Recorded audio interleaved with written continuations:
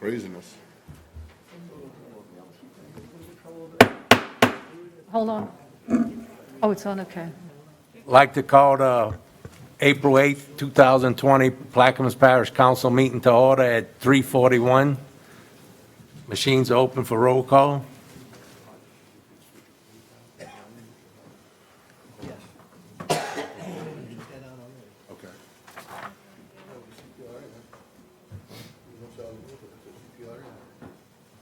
Let the record show 8 council members are present. Blink is absent.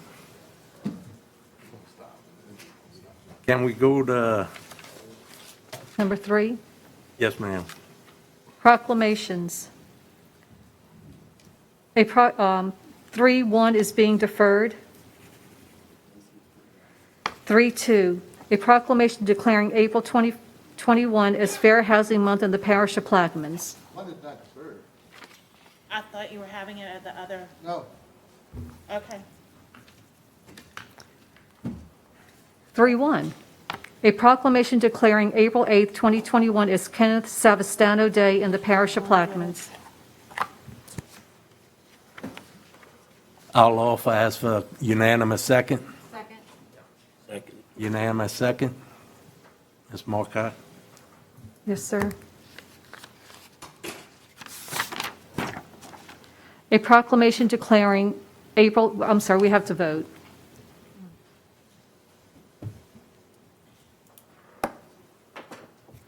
It passes 8-0. A proclamation declaring April 8th, 2021 as Kenneth Savastano Day in the parish of Plaquemines. Whereas Kenneth Savastano was born on March 25th, 1942 and raised in Braithwaite. After graduating from Woodlawn High School, Ken continued his education and graduated with a double major in mathematics and physics and a master's in mathematics. Whereas Ken went on to work for Chrysler Corporation and was one of the first to study the new computer hardware and software technology. Working with computers his entire career, Ken's career spanned from writing computer codes for the Apollo missions to working for NOAA/National Marine Fisheries Service, where he analyzed and maintained data on marine life in the Gulf. And whereas Mr. Savastano was married to Aloma Fox for 58 years and raised their 2 daughters, Virginia and Carrie, in Braithwaite. Ken's love for his family, but his passion was fishing. He was a part-time citrus farmer and loved hunting, especially for alligators. And whereas, as an unspoken resident, he collected and analyzed data and developed presentations on the impact of hurricanes, the Carnarvon diversion, and proposed Mid-Britain diversion.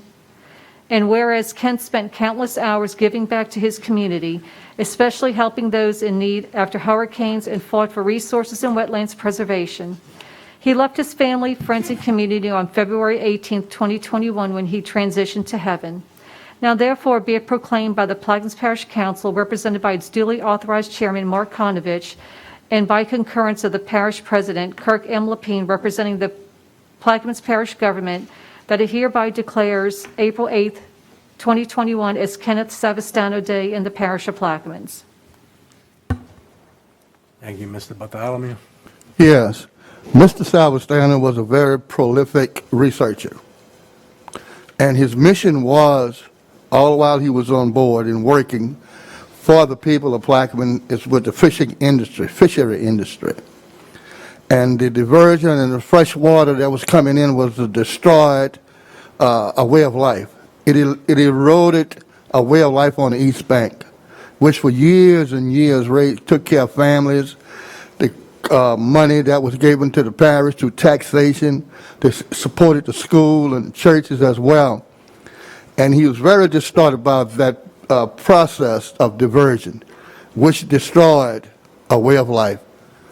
People lost jobs. People didn't have any more money. They didn't have anything to do. So all that was left was someone like him to come forward to hopefully change the government attitude towards diversion and try to reestablish a way of life. And he did that until he passed.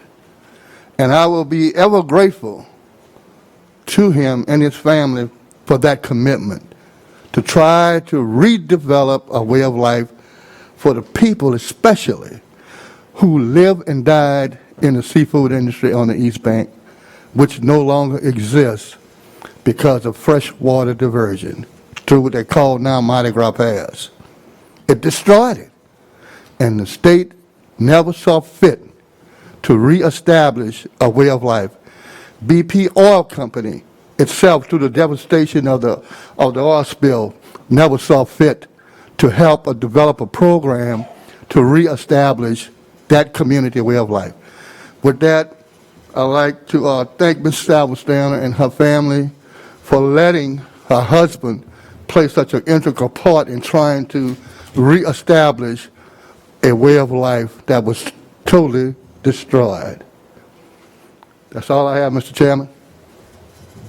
I'd like to thank him too, and is his family here? Yeah, his wife, Ms. Salvestano. Anybody else at the Come on. board, administration? Thank you, Mr. Chairman. Mr. Kenneth was a great man. He did a lot of stuff for the East Bank, and his dialogues were often long, but they were resourceful and they were meaningful. And if you ever talked to him, he was passionate, and he was passionate about the East Bank. So, just want to say my condolences go out to the Savastano family. Anybody from the audience? We'll take the picture. You want to take a picture first? While she's there? While she's there, we could take the picture.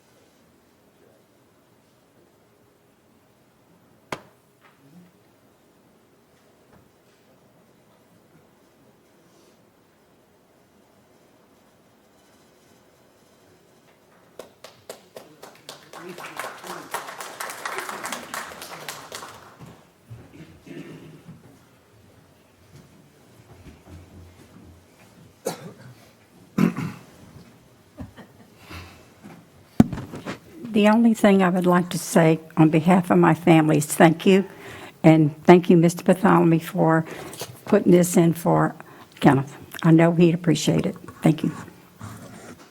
Thank you, Mr. Chairman.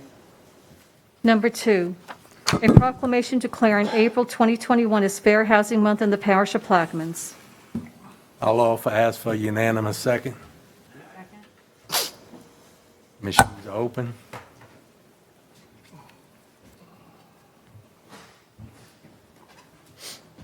It passes 8-0.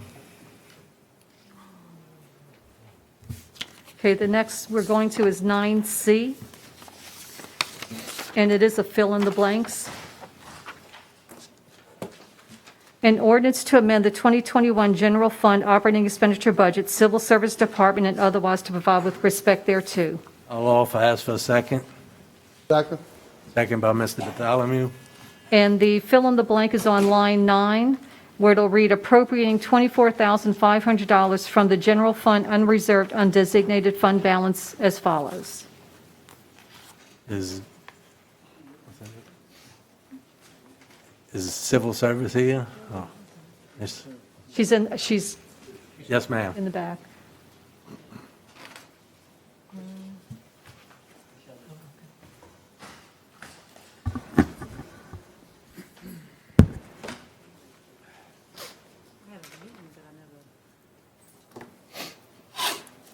State your name and address and then explain it to us, please. Good afternoon. I'm Rochelle Lambert, Civil Service Director for the Plaquemines Parish Government. Did everyone receive the packet that I emailed out to you? If not, I can hand it out to you.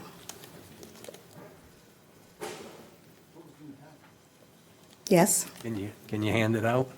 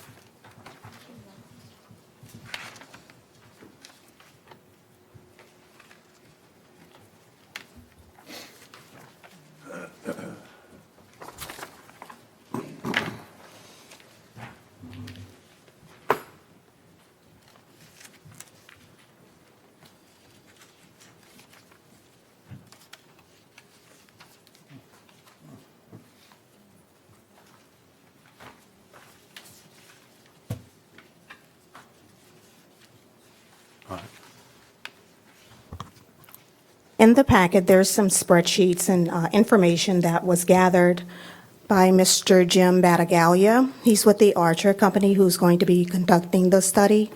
We held a conference call on this past Tuesday, and he went over the information that's gathered in this packet. It's outlining the details of how this will form, how this will roll out in the 16 weeks that is going to be gathered for this in order to occur.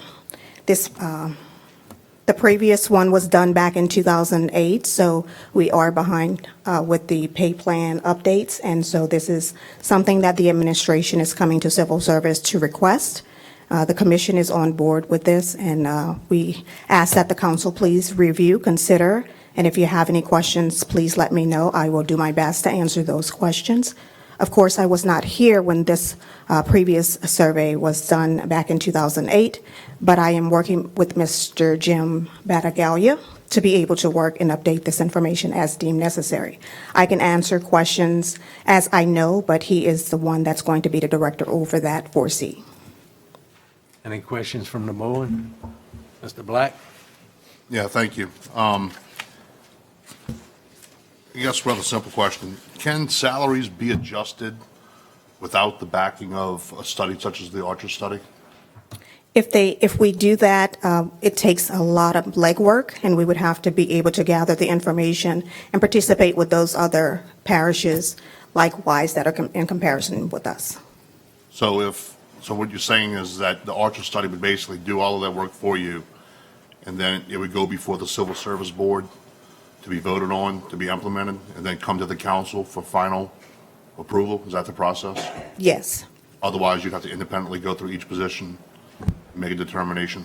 and work with those different departments. Pretty much what Mr. Battaglia is going to be doing, but it's going to take a longer period because he specializes and that's what he does as a company. And are they only looking at salaries, or are they looking at the elimination or consolidation of positions? It's whatever is requested of those departments. So it's kind of like a team effort. He just gathers and does the work of whatever we request him to do. That is likewise and done in other parishes as well. So it's kind of like in this 16-week period, he's going over the details and doing job analysis, different team meetings, seeing what's best suited for those departments, because of course he doesn't specialize in those departments. So it would be a teamwork with those different appointing authorities and those different superintendents in those departments. All right, this is my 7th year on the council, and I've asked this question to multiple administrations, including this one, as well as your predecessor. Has anyone looked into already the consolidation of roles and doing some initial legwork on where we need to be as far as relevant positions to the parish need, as well as salaries? Has anybody looked into that yet? Or is this just a preliminary, this is the first time since '08 since it's been done? I think this, we have built a team, the administration has built a team with the civil service, so we are looking at that as well as what positions in the parish can be consolidated. If Crystal wants to come up and speak on that, we are working with Ms. Trudy Newberry as well as on our team to be able to look at that, where some of those positions may, be outdated, or, whether or not they can be combined as far as what they do, or are they duplicating the same positions. Okay. It's not a question, this is my pretty much final statement I'll make on this. I really don't feel comfortable supporting it. I understand it. I don't feel comfortable appropriating funds to go forward with the Oyster study without something substantive from the administration in your office to the council, making some suggestions of what we need from the Oyster study. I don't want them to go in and have conversations with the directors and then figure it out. I would like that to be done ahead of time, presented to the council and say, council members, we have numerous positions that are just outdated. We have numerous positions that the job descriptions are just unachievable. We have numerous positions that are totally underfunded and don't even come close. With that information and data, I would feel more comfortable with going out and getting an Oyster study done. So I think there needs to be a little legwork from the administration in your office before I can support this. So I'll leave it at that, unless Okay. you have a comment to that. No, point taken, and I can take that in consideration and bring it to my commission board and see what they say. I'm not really sure if the state requires that we have an outside company that does this and join in with us, or what it is that we can do ourselves within the parish. Okay, thank you. You're welcome. Mr. Bartholomew? Yes, I'm concerned about, will we have input on the introductory level of making some recommendation about positions that need to be looked at from a standpoint that may be left off of the process, might be left off of the list to be evaluated, the jobs that we have? I'm not sure. Give me some type of. Well, example. if we have certain jobs that are being looked at, every job may not be looked at, and we look at a list, will we get the list first of all? And can we make a recommendation off of that list that something another position should be added to that list to be evaluated, salaries-wise? I'm not sure. I could write that down and find out if the council can have input as far as what does exist and does not exist. But when we're looking at this overall, we have spoken to Mr. Jim and asked him if we're not looking as a whole, can we break it down and look at certain areas, certain families to be able to start off with as opposed to a whole? So you're doing a comprehensive analysis of the workforce? Comprehensive Of analysis? the workforce for the Plaquemines Parish? Yes, So every job is going to be evaluated, looked at? yes. Fine by me, okay. Because that wasn't said at first. Oh, I apologize. Make sure. Ms. Newberry? Thank you. I was asked to be part of this, and I did, was part of a Zoom meeting we had the other day, and I wasn't understanding what the Archer process is, and I understand it now. I do have to piggyback on Mr. Black. When the administration comes to us to support something like this, I would like, out of respect for the board, to get an understanding on why the administration supports something like this, so we can get a better understanding instead of here in an open meeting. I'm looking at one of the pages that you presented to us, and it talks about the salaries, Plaquemines, St. Bernard. Where did these numbers come from? This was gathered for a commission meeting when we spoke about this Who from the gathered? administration. So if the administration come up with these numbers, why do we have to hire somebody to come up with these numbers if we can do it ourselves?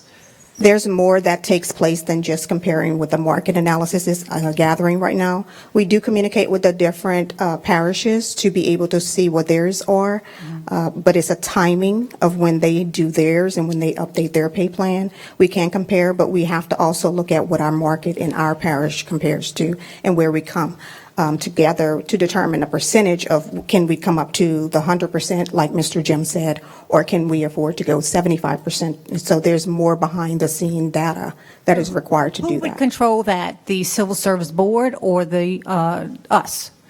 Who would control that part of what we can afford? The council, The council does, not the Civil Service Board. correct. And then another issue, when you're comparing these numbers to other parishes, do we look at the qualifications, our qualifications versus the qualifications from another parish could be differ? So do we look at that? Yes, we do. We're comparing, as a matter of fact, I think if you look on the page where it shows those that are comparable projects, those are the parishes that we are compatible with, and they consider those parishes as compatible when we look at those types of positions. The ones where you see the salary broke down, those are positions that are similar to what we offer here, as well as the job requirements and things like that. All right, thank you. You're welcome. Mr. Gouy? How you doing? I'm doing well. Thank you, sir. How are you? Good.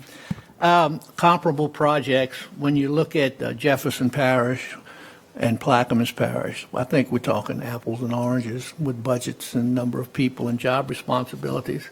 And then when we go to the page of Plaquemines, St. Bernard, Jefferson's on there. Out of those 12 positions, 11 show that Plaquemines is not up to par in salaries. My experience in pay analysis is that salaries go up. And when salaries go up, employees go, wow, look at this. And then when we look at the reality of our budget and see that we can't do that, the next statement is, the council didn't allow me to make more money. The council didn't approve my pay raise, but it was justified in the study. Now, my question is, are we ready to deal with that? Mr. President, are you ready to deal with that? Because that is exactly what's going to happen, because I have seen it happen on 2 occasions, textbook.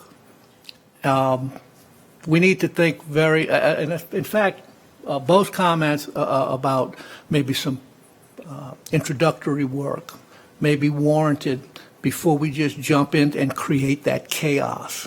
And it will be chaos. You think it's chaos going through this diversion thing? Wait till you start talking about people's salaries and their livelihoods, that they think they're going to get a raise because the studies there says they're going to get a raise, and we can't afford to give it to them. I don't want to be in that position. Is that understandable? I mean, does it make sense? I understand, sir. Thank you. Mr. Roussel? Yes, and following along those lines, you know, having that experience as well as Dr. Gouy and understanding what this would lead to, my experience has been that when we do these orientation meetings and we do these interviews with the employees, who tends to interview the best are those at the top of the pay scale. And who tends to get the most money are those at the top of the pay scale. And those guys pushing the lawnmowers seem to get shortchanged. And so these studies in the past have rewarded those who can interview best, and especially if you come to me and ask me what I do, knowing that my pay is going to be based on my interview, then I do all of this. I don't just do this. And that's the flaws that I see in what I've seen in these previous studies that gives the top echelon the most. So at this point, I think that the previous comments about some type of organization, redefining of positions and responsibilities, as was said earlier, are primary to us, what has to happen. And then in light of the budget, I mean, we'll be lucky that we don't lay off people at the end of this year, much less pay raises. That's my comments and why I will not be supporting this today. Thank you, sir. You're welcome. Any other comments from the board? Administration? I think one thing that's also kind of being lost in here is that we can't hire people. So, you know, we're talking about, you know, the overall pay for everyone and the existing employees and whether or not they would be happy that they get a raise or not a raise. One of the reasons the administration brought this or is requesting that we consider it now is precisely because of the consolidation reason, right? The directors over the course of a year have been taking notes and looking at what's been going on and working with civil service and trying to figure out ways where we can consolidate and or employees can do multiple things at multiple times. So that's one issue. The second issue is there are many, as you all know, there are multiple, and I think Scott can testify to this, there are multiple positions that are posted on the board and we never hire anyone simply because the pay is so low. So we're looking at electricians we can't hire. We're looking at, I mean, I think it's even some of the lower level jobs just because it's too low. So I just want the council to understand that that is a serious ongoing problem. And until we address that, it's likely we may not be able to hire anyone for anything, you know, as we go through this. And the second thing is another reason we wanted to bring it to you all now is that we would like this to all be done in preparation for what the budget's going to look like in October, because we all know we're going to have major decisions to make in October and perhaps a lot more layoffs, et cetera. And so it was the hope of the administration that we could clearly define those through this process, clearly define those jobs, clearly establish fair rates of pay so that we can have the team we need going forward. Because once again, we're always asking people to do more with less, and we're at the point where we can't do that anymore. So the hope is we would do some consolidations. The hope is that would slightly modify, alter job positions and qualifications, et cetera, get the right pay and hire the people we need to do to move forward. And so that's kind of our position and why we think it's important to move forward now. What you all are talking about is a very, it's one thing for the parish president and the directors to just kind of get together and say, oh, well, we think this and we think that. And, we're not experts in that. I mean, these are market studies. You're comparing parishes, you're comparing, there's all kind of financial factors that go into this. So it's not something that the administration can just do on its own. We need an expert to assist us in doing that. And I think you have the commitment from the administration that we're going to do everything we can to assist the experts in getting us where we want to be moving forward. Can we not take like a job X, go to the Civil Service Board and say this job needs to make this amount of money? They could change it without doing a study. Well, okay, so as the director said, yes, you can go on a case-by-case basis. We'll never get, we'll never get there. It'll take us a very long time to do that because a case-by-case basis isn't just that simple. You got to do the study. You got to look at what the surrounding parishes do. You got to look at what the state does. And so even just to do one employee like that requires a whole lot of work. But here's what happens. As you're gradually doing that with each of these employees, what's happening is the whole other system starts getting out of whack, right? Because you're giving this one a raise, that one a raise, this one a raise. And then the people who are at the end of the line, now their pay is out of whack with what the person below them was doing or someone else. And so the point of doing it at a comprehensive level is when you do the pay plan, the classification pay plan, everybody increases at the same time, and that's what fairness is. So, yes, you could, in some instances, we do look at individual positions, but that's rarely done. It's a lot of work, and we would prefer to look at the government as a whole and make sure we're being fair to all employees. Mr. Roussel? Along those lines, in these chambers, many times I've heard that we can't hire people because they're not qualified. And the problem is that the qualifications are something that need to be adjusted. For instance, I keep hearing the recurring story about a grass cutter who retired from the parish for 30 years who wanted to come back. And when he come back and applied, he wasn't qualified because he didn't have a high school education. And I hear stories like that over and over again. And so don't you think it would be appropriate for you to go to the Civil Service Board and work with them to change some of the qualifications, and some of these hires would be made? And then when you talk about fairness to all, I think that point was made that we can't afford to do all. And those people that are in certain positions, we have no problem with their pay. They're not leaving.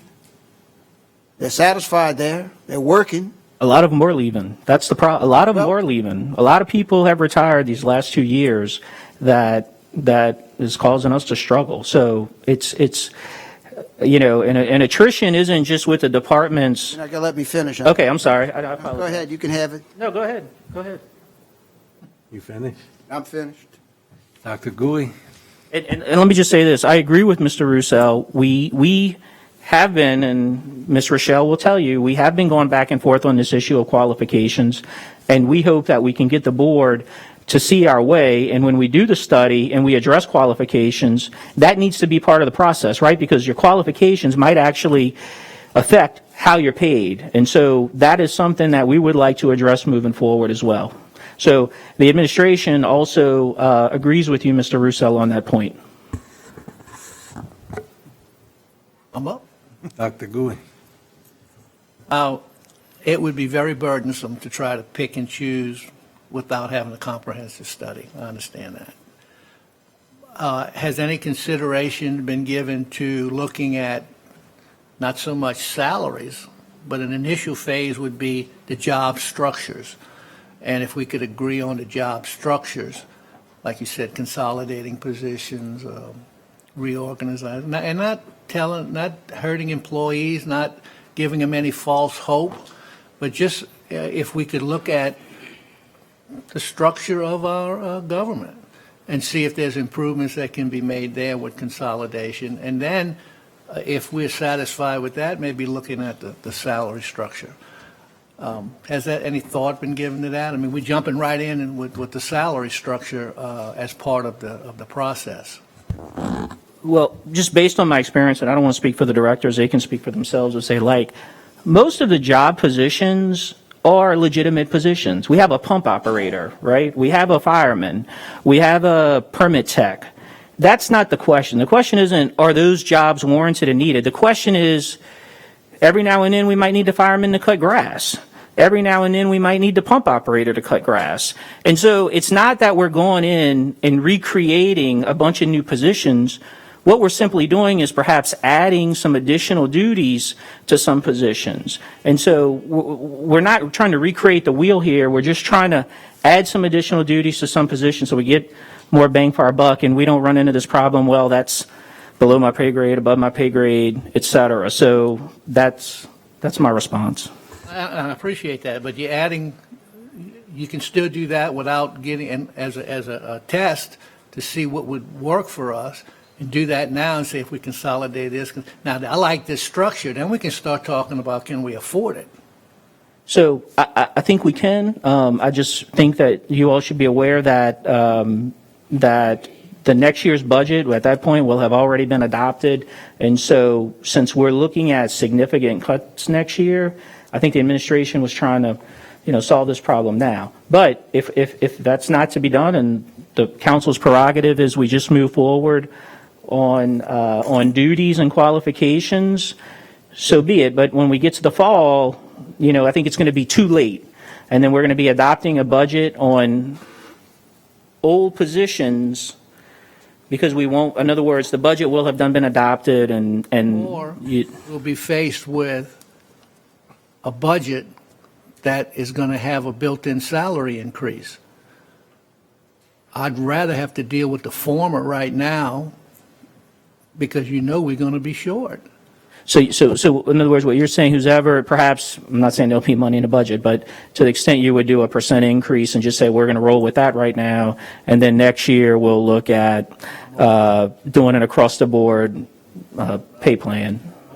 I'm opening the door to try to work within this system without causing bad feelings in the end. And I see it coming, and it's not fair to our employees. But if you're saying that consolidating positions and trying to restructure would be the way to go so that we can justify salary increases, I understand that, but can we afford it come the end of the year? Right now, I'm getting the feeling we may not be able to afford what we have now. So wouldn't it be prudent to say, let's look at the job structures? Who should we combine? Where should we combine? And if that's the case, who knows? Maybe some of the jobs that are posted can be taken down because they're not needed because we've consolidated some of the jobs. I mean, that's just my off-the-cuff thinking, and I'm hoping that it makes everyone else kind of think a little bit as to what the consequences would be if we go through the study as is. I think it's really going to be something that's come back and bite us. And I don't want to be part of that, but I may be. I'm done. Ms. Taylor? Good afternoon. Yes, when we first initially came up with this, the reasoning for it was the directors have been going back and forward with trying to fill positions. And truly, it's been a hard task. And we think it's because of the pay, the salary. So we were looking at Oyster and realizing that it hasn't been done in the last 13, 14 years. Talked about other parishes. They're updating their pay plans every 5 years, where we haven't done ours in like 13, 14 years. So Director Lambert and myself, we've been doing a lot of footwork behind the scenes, looking at job qualifications, looking at the salaries, looking at the structure of the job qualifications. And we do have some suggestions. This committee is going to get together and look at those things and try to make some changes there. We have employees who are doubling, doing 2, 3 jobs. We have been doing that. The pay plan, the scale, we have, I don't know how many employees that have reached the end. Some of them have retired because they don't see any chance of getting any increase. So we just want to bring the scale up to date. And I know budget-wise, I mean, we're looking at it every day. The budget, we can't afford increases right now. But we're just trying to move forward and prepare, as Rennie said. When we get to the point where we are able, at least we'll have the footwork done. Mr. Black? Yeah, and thank you for that, Ms. Taylor. And, you know, Dr. Gui was spot on. And all due respect, Mr. Burris, I think we are putting the cart before the horse here in this situation if we were to go forward with the Oyster study now. I'm not saying I'm not going to support it later. I think it's a good program and needs to be done at some point. However, as Dr. Gui said, and I said earlier, and I've asked for many years, is that the administration needs to provide us with a plan of consolidation because, like Rennie said, in 6 months, we're going to be voting to adopt the 2022 budget. And the 2022 budget is going to be substantially different from what we had in 2021. We just do not have the money.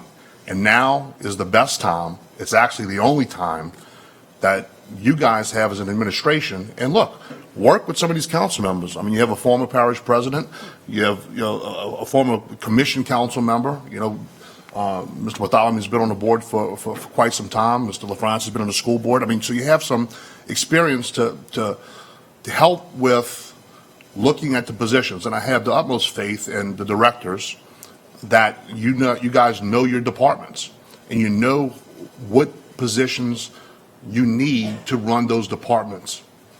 And there may be positions that are just not needed, it's just outdated. So for me, the consolidation piece has to be done first. I mean, you fall into a trap, like Dr. Gui said, if you do the Oyster study now and you come up with results on salaries, people are going to expect those results and those salaries to be implemented in the 2022 budget, and it's impossible. It's impossible to do it. So the consolidation piece needs to happen now. I think you have 6 months to do it, and we need to have that piece done prior to the budget hearings in November. That's my opinion. I won't vote on this until that is done. Likely I will afterwards because I think it's important to have those salaries, but the directors really have to decide what are the most important positions for the parish, and we just have to do it because you talk about every parish does an Oyster study every 5 years. It took us 13. I would love to know how many years it's been since the parish has done an overview of employee positions. Probably 30 years. There's probably positions that are written for 30 years ago that haven't changed, and that needs to be done, in my opinion, first. I'll leave it at that, and I think we've all made our points. Thanks. And I agree with you. I agree with you, Mr. Black, about the consolidation. The only problem and I think the other directors could speak on this also, the only problem we have with that is every department is running short of employees. And we have employees doubling in some of those departments doing their job and another job. But I do agree with you about the consolidation. Thank you. Any other comments from the board, administration, audience?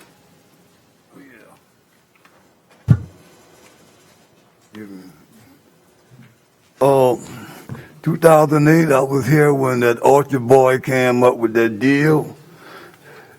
Great for the administration, bad for the employees. Benny, I agree with you 100%. People at the top, oh, they went up high. My buddies who cut grass went way down. I employ every council person on that council. If you're going to do this time be fair. Be fair with the employees. Be fair with the ones on the top, and be fair with the ones on the bottom. When it comes to salaries, everybody have a family, man. Everyone have a family. So if we're going to do this Orchard deal again, let's be fair with all the employees. Thank you, Mr. Henry. You wishes to go forward with it? Machine's open.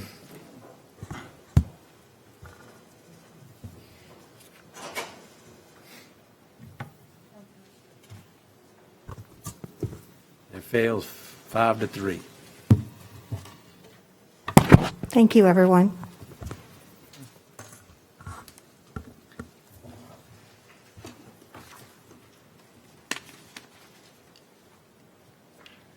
Go to I, Ms. Marquette. Yes, sir. Marquette. 9I, a resolution, and we have 3 emails to read on this. A resolution relative to expressing opposition to the Mid-Barataria Sediment Diversion Project and otherwise provide with respect thereto. And we also have changes. I'll offer, and there's no objection, ask for unanimous second. Unanimous second. Go ahead. Did we get a unanimous second? Yes. Okay, the changes are lines 18, 19, and 20 are being deleted. And then we're adding the following to the document. Starting on line 22, whereas the proposed Mid-Barataria Diversion Project is not a cost-effective method of rebuilding our cost, and whereas the use of... Reason that version? Okay, let me start over. We're removing lines 18, 19, and 20. Line 22 will be inserted, whereas the proposed... All of that. The green Oh, and the yellow. okay. Well, I didn't get to that yet. Okay, on the preamble, be changed to a resolution relative to expressing opposition to the environmental impact study for the Mid-Barataria Sediment Diversion Project. Removing lines 18, 19, and 20.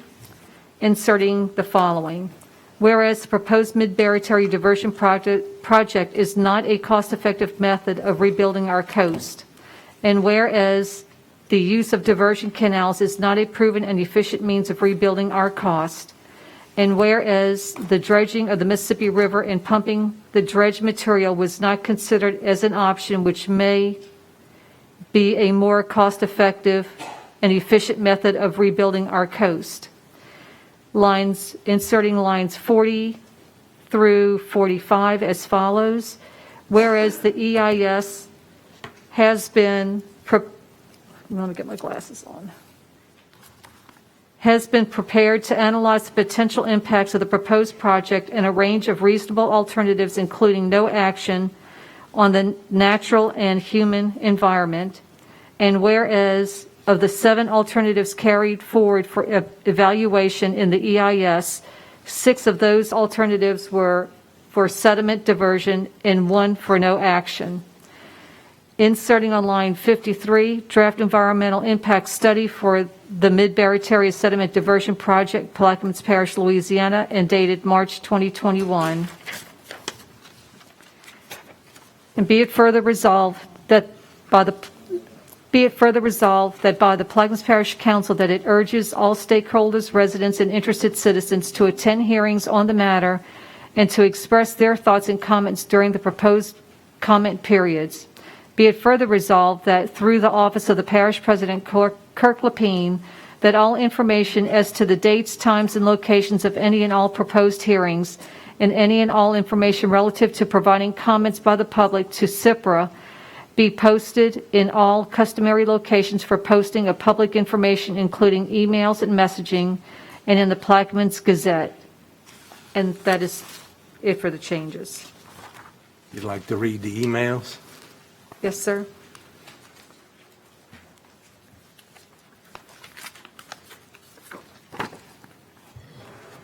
The first email is from Peter Vajanovich, 113 Liberty Street, Belchase, 70083. I guess it's supposed to be 37. I support the council's decision in expressing opposition to the proposed Mid-Barataria sediment diversion. I fully agree with the resolution's concerns for the lack of proper remediation efforts proposed by CIPRA. Although CIPRA's efforts are appreciated, I believe they are drastically insufficient to fully provide for the adverse impacts to many of our parish's industries, communities, and agencies. The environmental impact statement acknowledges the negative impacts to commercial industries and residential communities, which have sustained and flourished in Plaquemines Parish for generations. I believe it is the administration's responsibility to ensure that remediation is complete and acceptable to the administration, industries, and communities of our parish. The next one is from John Tesevich. Dear council members, I write in support of the resolution to oppose and otherwise raise serious concerns about the Mid-Barataria Sediment Diversion Project. The CPRA has strategically proposed, downplayed, and avoided honest analysis of the obvious serious socioeconomic damages that their project will cause. It is now clear that the Corps, itself complicit in damaging our wetlands, is going along with the same strategy. The draft EIS does not provide a requirement for a detailed, honest third-party analysis of the negative environmental and socioeconomic cost that would occur with this project. Without those numbers, an honest cost-benefit analysis is impossible. Same goes for real comparative analysis. The numbers they are suggesting for mitigation of impacts are insulting and ridiculous. The project as currently presented stands to create more environmental and economic damage than the BP oil spill. And the third one is from Pat Fitzpatrick. To whom it may concern regarding the parish statement on the diversion. It is wise to also include a statement about invasive species, especially Asian carp. Furthermore, the triggering mechanism for the diversion is based on only one metric, river flow speed, and this metric is chosen in a way that would leave the diversion open most years and generally from April to October. The opening should be based on multiple metrics and also a comprehensive monitoring system, which will close the diversion based on excessive low salinity, flood levels, marine animal welfare, etc. There is no metric on any land building. In short, the management of the diversion is not based on a comprehensive plan for such a large construction project. That's a shocking statement. If additional commentary is needed, please email me, Dr. Pat Fitzpatrick. That concludes the comments. Thank you. I brought this resolution forward because I didn't think the people of Plaquemines Parish was being heard by the state and CPRA. They keep saying that their scientists can, the studies they give show it's going to work. Well, I could show through history, which I can't change history, it's history. They won't work. 1850, the jump Baptiste, Colette, and Cubic's Gap was opened up to the river. Show me the land. There are none. And you can't tell me that, oh, that's freshwater diversions and you making a sediment diversion. They're the same. The jump is 400 feet wide, your canal is going to be 400 feet wide. The jump 60 foot deep, you're going to be 60 foot deep. Do you have arms in your diversion that grab this silt and bring it in? No. So until I'm proven wrong through history, I'm not going with a guesstimate. I'm going to stand up and fight for the people in my district and the parish, and you want to kill a way of life. And if I'm the last one standing, so be it. And that's it for right now. Dr. Gouy?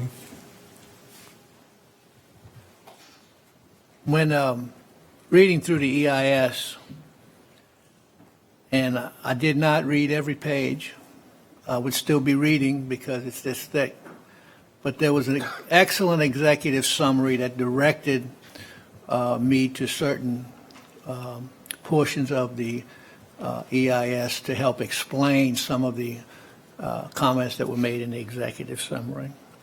One of the things that hit me the most was the number of people involved, excellent people, well-educated people, many public servants, were given a directive.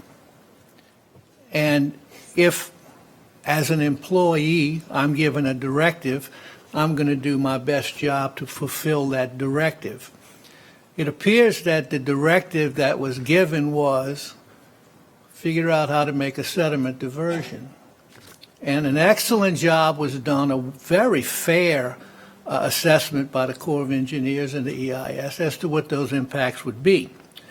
What struck me the most was, of 7 alternatives, 1 was no action. So of the 6 remaining alternatives, they were all sediment diversion. There was nothing else. There was nothing, as mentioned in the resolution, about dredging as land building effort, of small siphons, of what we call speed bumps to help with storm surge to slow water flow down. None of that was mentioned. So I think that as a parish, as a community, we need to make our comments known, because I have faith in those people who develop this, that if they get the comments from us, at least they'll be considered in drafting the final EIS. But if we stay quiet, this may be the final EIS, and it's unacceptable. It's absolutely unacceptable. I think Mr. Tesvich talked about mitigation. There's no way we can mitigate the loss of our oyster industry in that region of our parish. The loss of some of our shrimping industry, I think it's the white shrimp we lose. How do you mitigate that? How do you mitigate the water levels coming up and around people's homes or camps in Grand Bayou, in Lake Hermitage, in Myrtle Grove? There's a mention that we'll give you grants to raise your house. Not enough money, not enough grants. And who's going to get those grants? Grants to raise roads, to make things more passable.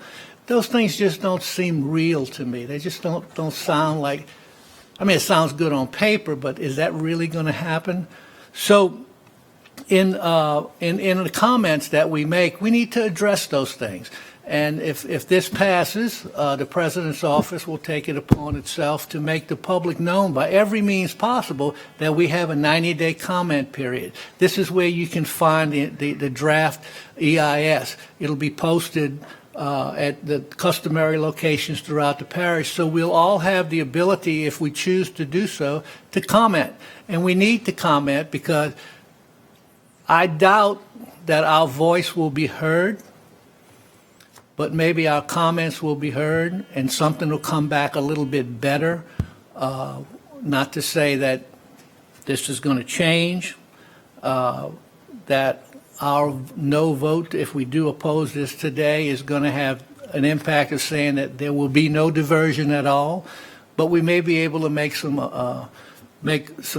comments that will be taken to heart to just make this thing better for everyone.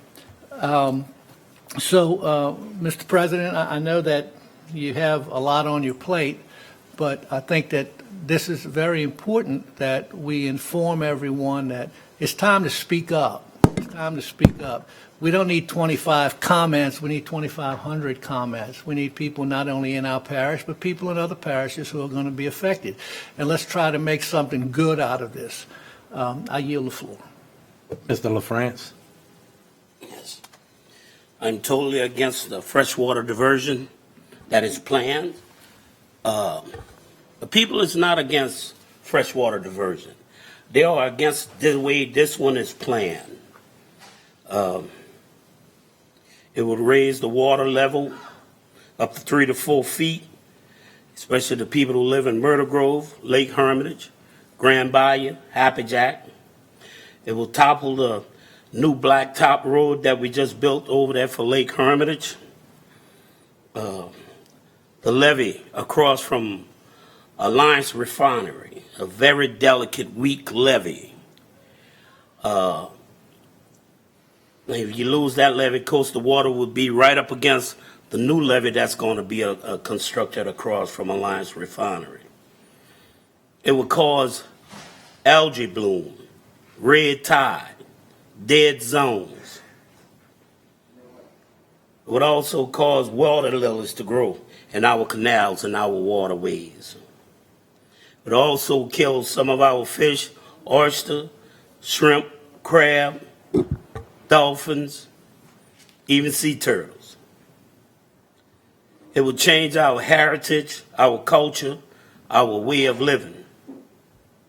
Many of us supplement our diets from the food that we catch in the bayou, and some of us supplement our income with the seafood.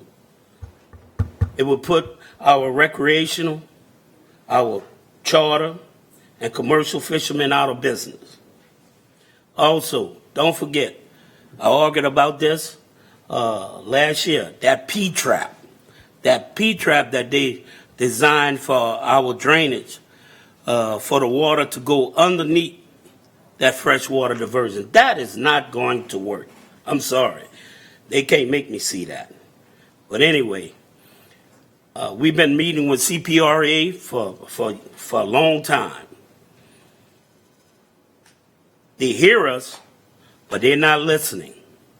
The people of Plaquemines Parish do not want this freshwater diversion. Thank you. Ms. Newberry?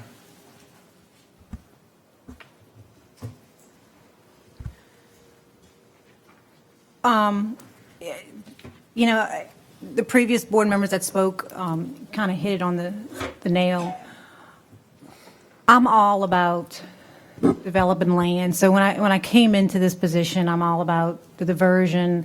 Let's protect Plaquemines Parish and the parishes above us. But I think a lot of people are under the misconception of what can happen to our parish, because after speaking to a lot of constituents, say, like, we need this diversion, we need to build land, we need to build vegetation to protect not just us, I mean, New Orleans.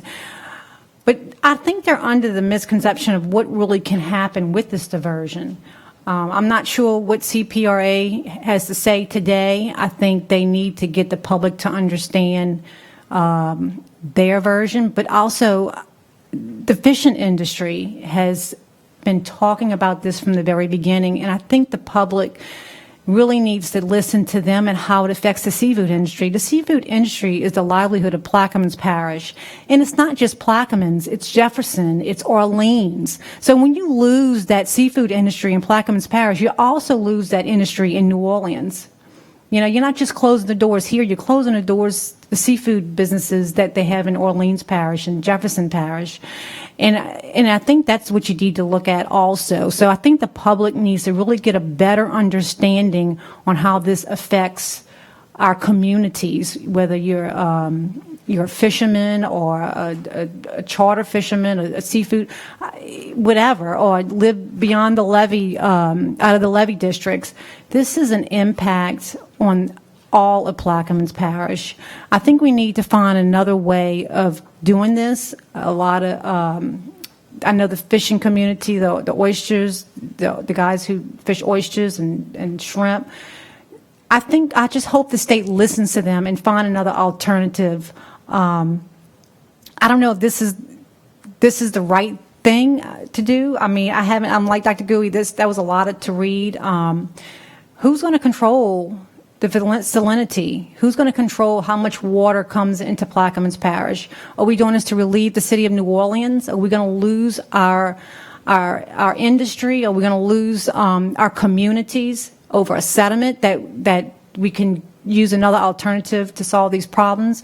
So I just really would like to hear from CPRA and their point of view on how they're going to fix this for Plaquemines Parish. Thank you.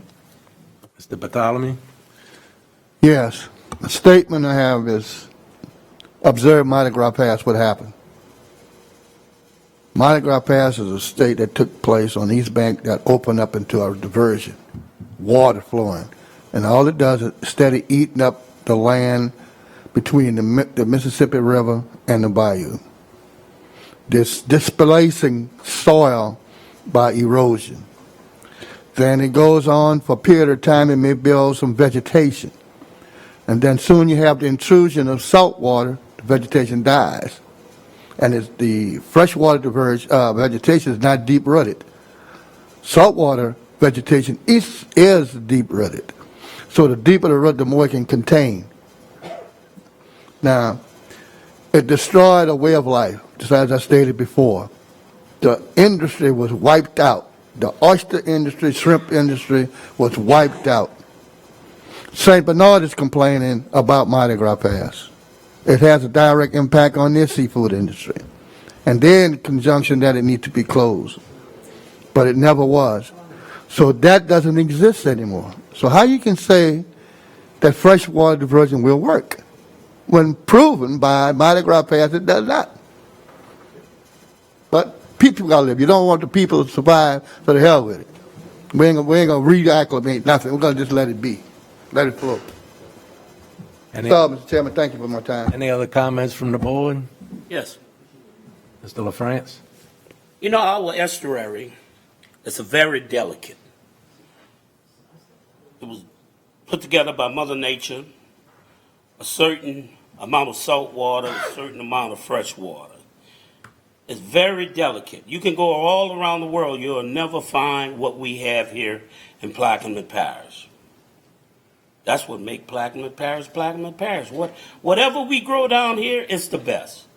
You start from the orange, the tomatoes, the seafood, everything we have down here is the best.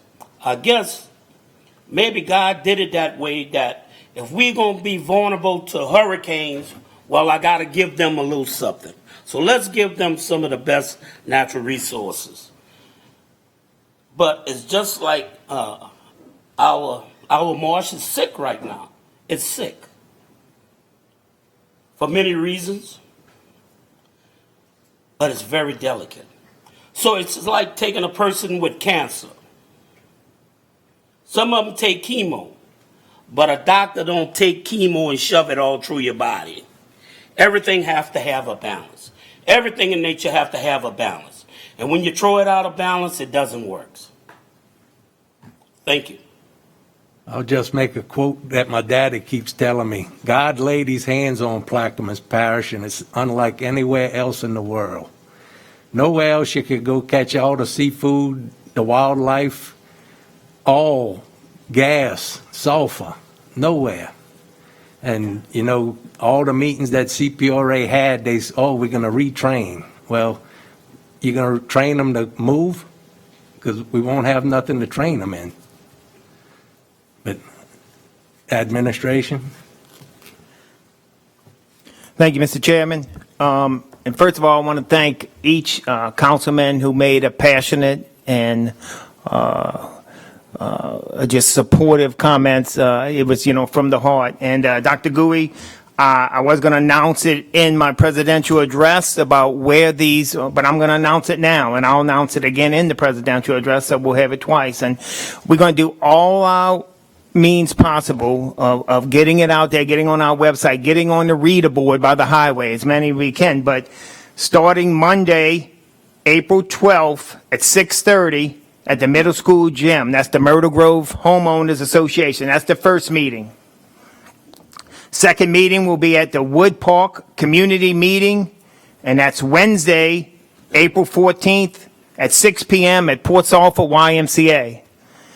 The next meeting will be at Happy Jack Community Meeting, and that's Friday, April 16th at 12 noon at the Port Sulphur YMCA. And then they'll wrap up at Hermitage in the Susie Bayou Deer Range, and that will be Wednesday, April 21st, 6 p.m. at the Lake Hermitage Volunteer Fire Department. So I will announce those again and again. We will promote that as much as we can. We encourage the public to come out and make comments and have your say and get it off your chest. Tell them how you feel. And we ask you to encourage your constituents to be there too.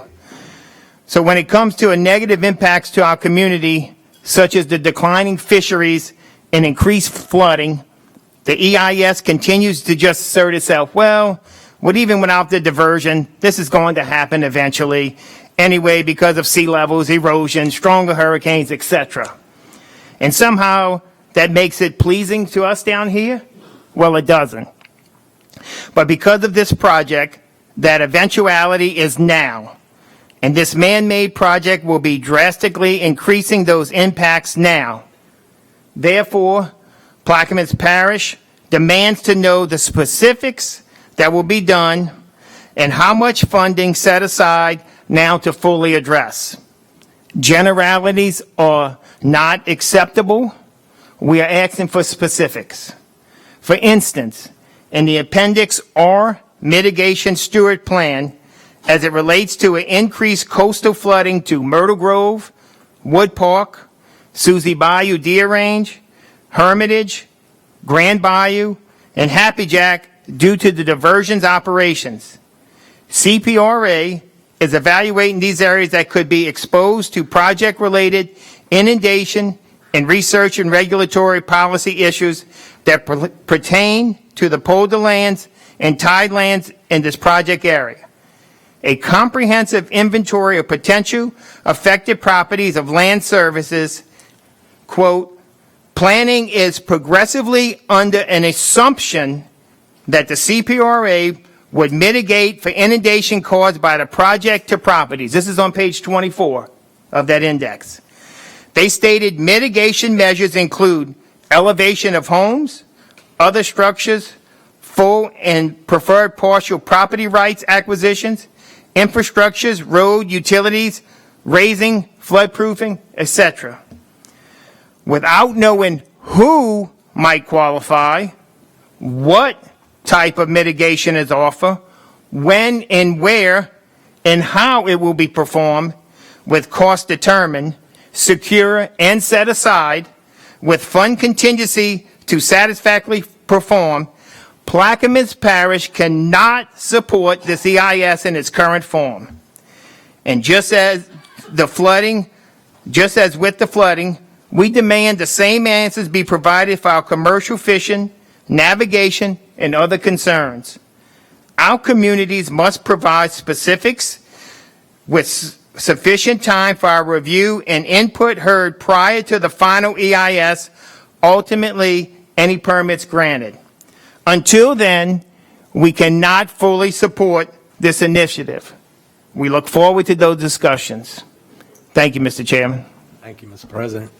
I'd like to invite Mr. Klein and CPRA to come up, and I just ask everybody to have some respect for everybody. I know it's a hot topic.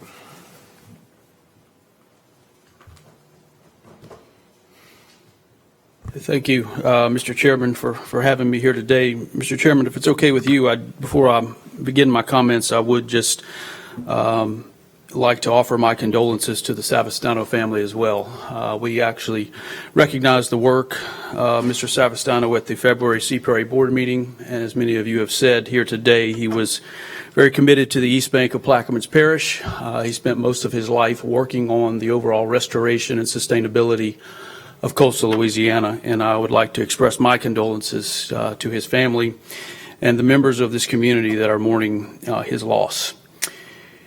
Mr. Chairman, I come in peace here tonight, and I want you to know, members, Mr. President, Mr. Chairman, that I'm not here tonight to try to change your mind. I'm not here tonight to try to convince you that this sediment diversion is a good thing or a bad thing. I am here tonight to urge you not to pass this resolution at this point in time. And so over the last several years, there have been hundreds, about 260 meetings in Plaquemines Parish alone. There have been more meetings held by CPRA in this parish than in any other coastal parish in South Louisiana. And in those meetings, the messaging that has been coming out of the CPRA, the messaging that has been coming out of the governor's office is there is going to be a process that we have to go through to whether we either get a thumbs up or a thumbs down on whether or not this diversion is going to move forward. And we are in the midst of that process right now. As many of you have just alluded to in your comments, there is a draft environmental impact statement that is open for public comment. That draft environmental impact statement, number one, outlines all of the positive benefits associated with this diversion project. And there are benefits. Over 24,000 acres of new land can be created with this diversion. That draft environmental impact statement also outlines the negative impacts associated with this diversion. And I want to be very honest and very transparent with this council. There are negative impacts. There's also a document on the street that outlines all of the mitigation measures that we as a state intend to pursue under the draft environmental impact statement to address those impacts. I want to be very crystal clear. The mitigation measures that are included in the draft EIS are the floor. They are the bare minimum mitigation measures that will be moving forward under this process.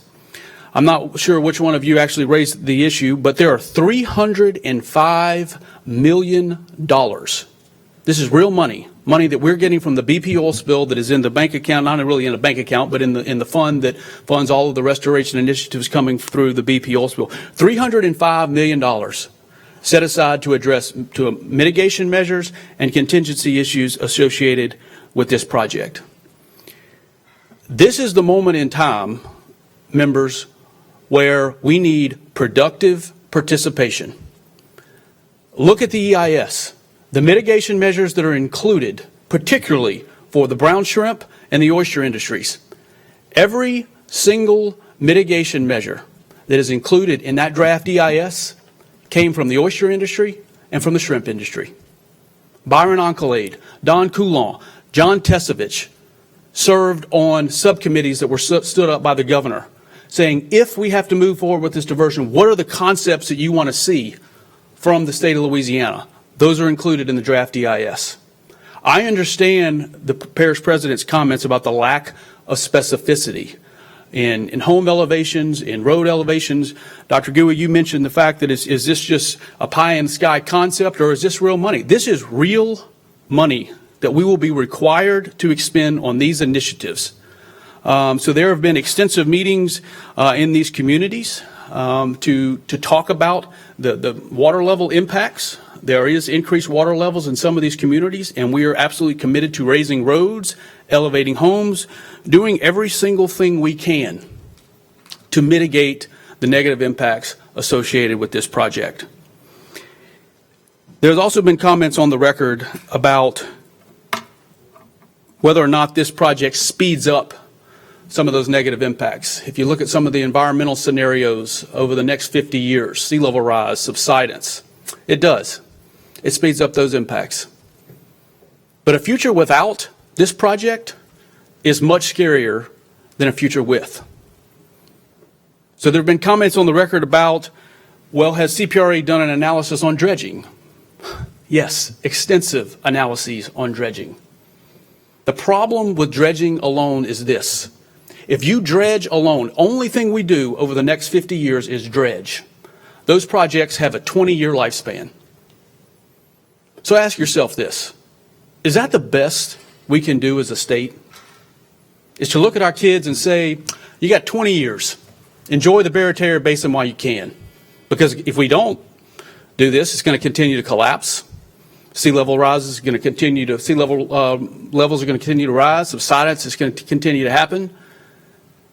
We can do better than that. Yes, sir. With sediment diversions, there is extensive land building capability included by this diversion alone, but it also is sustaining the land that is in place today. And it sustains the land that we're going to be building through dredging. Some of the largest budget component of the state's master plan calls for dredging and pumping sediment. We're going to do that. We are actually planning a press conference in Plaquemines Parish announcing the largest marsh creation project that we will ever build, the Spanish Pass. And that's going to be coming up in the next few weeks. All of you will receive invitations to that. And I'll wrap up with this. Mr. LaFrance, you talked about chemotherapy and about how a doctor administers chemo. But the fact is, ladies and gentlemen, there's a cancer that is eating away at our state. And that cancer is land loss. And just like if you or someone that you know or love has cancer, you do everything you can to get rid of it. You do everything you can to stop it, including doing things to your body in the short term that may cause you harm. But in the end, it's going to save your life. And that's what this sediment diversion is about. And so I'm here today to echo the comments that have been made about how important it is for the public to participate in this process. If you make comments, if you suggest mitigation measures, it's going to force not us, but the federal government. The Corps of Engineers is the lead agency on this draft environmental impact statement. It forces them to take those mitigation measures into account. And we, the state of Louisiana, again, have $305 million, Dr. Gouy, set aside to address concerns and mitigate for the negative impacts associated with this. I've also joined here today by Mr. Haas, who's the Executive Director of CPRA, who oversees all of our implementation efforts, and we're certainly happy to take any questions that you have, Mr. Chairman and members. Thank you. And, you know, just like chemo in this project, it's never 100% guaranteed. So I know a lot of people did chemo and they passed away. And I don't want to see the seafood industry and the way of life in my parish go away. I in no way, shape, or form want to see it go away either. And I believe it was Mr. LaFrance who actually used the word change. This is going to change where we harvest oysters, yes. It's going to change where we catch brown shrimp. It's not going to destroy it. It's going to change it. We want to reset those boundaries to where we were catching oysters and brown shrimp and speckled trout 20, 30 years ago. Before the Mississippi River was levied, we were catching oysters and brown shrimp. The land loss crisis in this state started when the Mississippi River was levied. That is a fact. Mardi Gras Pass. I have no opposition, Mr. Bartholomew, of putting a controlled structure back in Mardi Gras Pass. No opposition.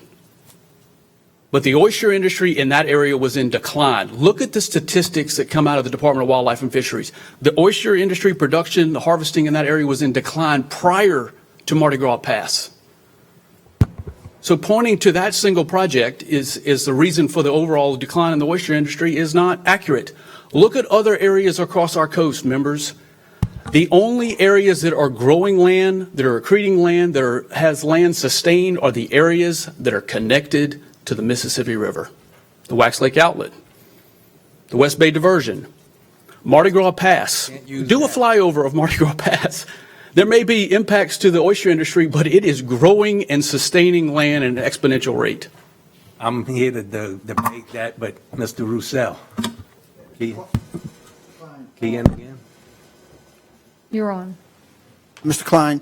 Yes, sir. Are you opposed to this resolution that's before us or the one that you originally had? So I know that there were some changes made. Changes there. Can you review them and have Mr. Haas maybe comment on them during his period of time? And believe me, I know you talk about the projects for 20 years only lasting that long because the state stuck us with a 30-year toll, which is much longer, which we cannot stomach. Well, and when we got to replace I'm not in charge of tolls. So I'm just asking you to read that and tell me where you stand on that resolution that's before us today, because that's what's before us today, not what you read yesterday or day before. Well, can I invite Mr. Haas up to make some comments, and then Well, that's what I said. Your time was up.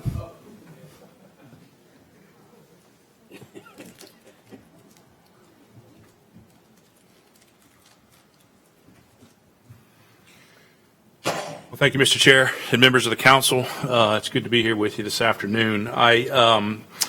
Not really much to add to what. Before you go any further, the question is, are you reading from the resolution that we are having before us today?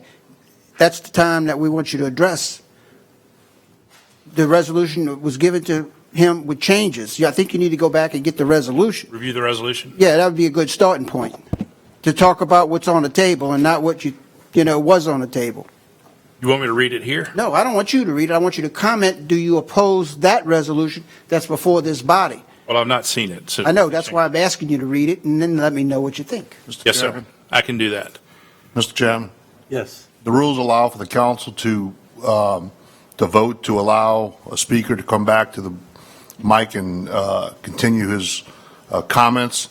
I would suggest that allowing CPRA to read the new resolution and then provide answers for Mr. Roussel in a 3-minute response. All right, we'll have any opposed to could come up and speak while they reading it. Come on up. State your name and address for the record. Rocky the Chero Seafood and Burris, third generation, and if we move forward with this project, it will not be a fourth generation.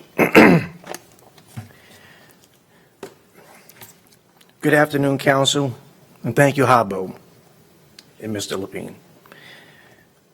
I'm sure we all want coastal restoration, including myself. Confident most of us are against the freshwater diversion, including myself. I remember back in 2019 with the Bonnie Carey Spillway, when it opened up for quite a long time, Kurt, St. Bernard Parish President, and the state of Mississippi and Alabama declared a federal disaster.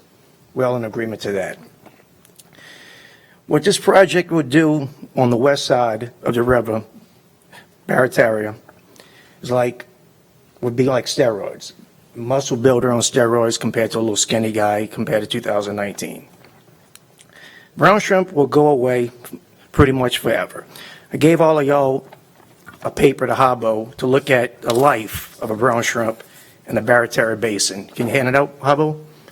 This is only one marine life that we're talking about, but there's plenty of other marine life in the Barataria Basin that will be destroyed. And as y'all can see, the Barataria Basin is pretty much one of the best areas in the whole country for producing seafood and all kind of other marine life. So y'all could look at it. Brown shrimp needs salinity. Without salinity, there's no more brown shrimp in our area. And that's from the biologists, from the Department of Wildlife and Fisheries. So the Corps will lie to us, will lie to all of us, just like they want public comment by email only. So the people who are against the project, your emails will end up with the 30,000 emails that Hillary Clinton lost. Nobody would ever hear from those. The ones they want us to hear will be the people who are positive for it, which would be people up north, not from down here. So, Mr. Klein, you keep mentioning about $305 million money. Who you plan on buying off with that $305 million? Main Pass, like Cabo mentioned, no land has been forever. No land has built up. The problem with the oyster grounds on the east side was rebedding. Fishermen took it from the east side, moved it to the west side, and destroyed Black Bay. Fresh water didn't do that. I want to finish with something. I didn't know about the meeting today.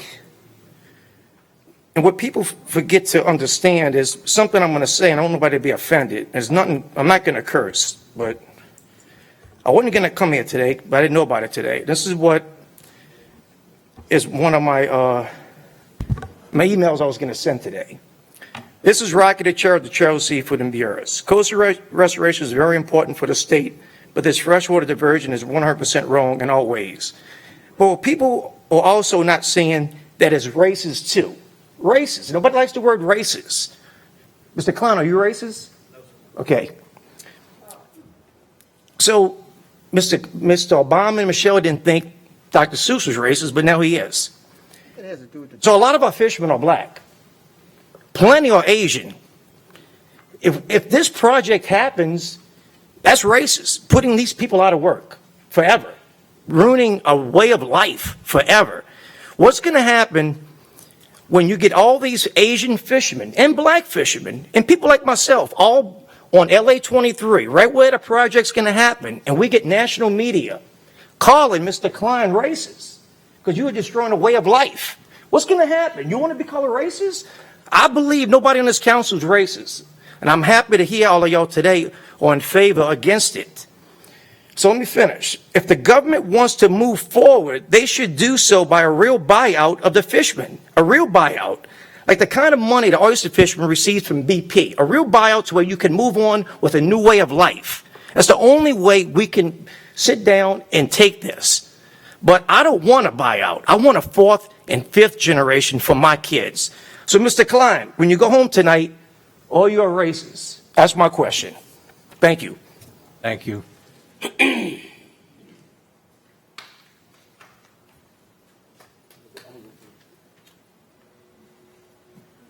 Hello, folks. Mr. Chairman, council members, I'm Charles Ballet. I'm coming before you, though, as a lifelong citizen of our parish. Of course, y'all know me as the DA, but that's not my position here today.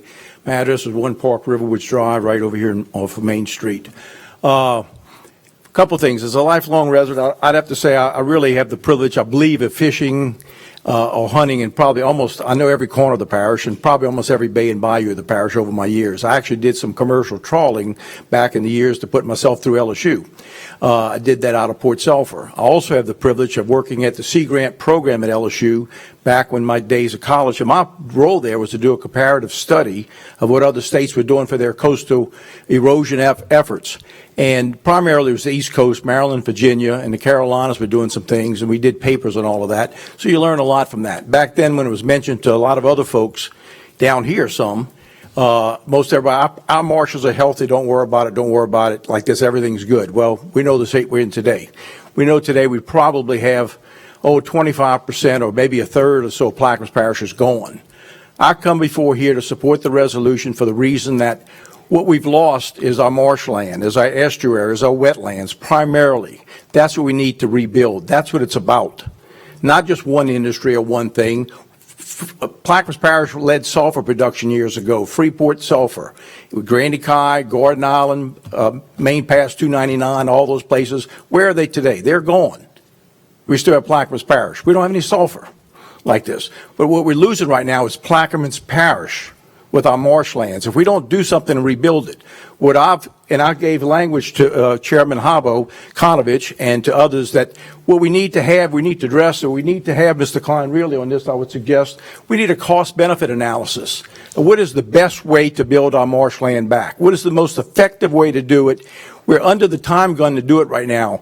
But when I grew up, and most of you folks are the same here, we had a category 1 or 2 in Plaquemines Parish. Nobody had to leave home at all.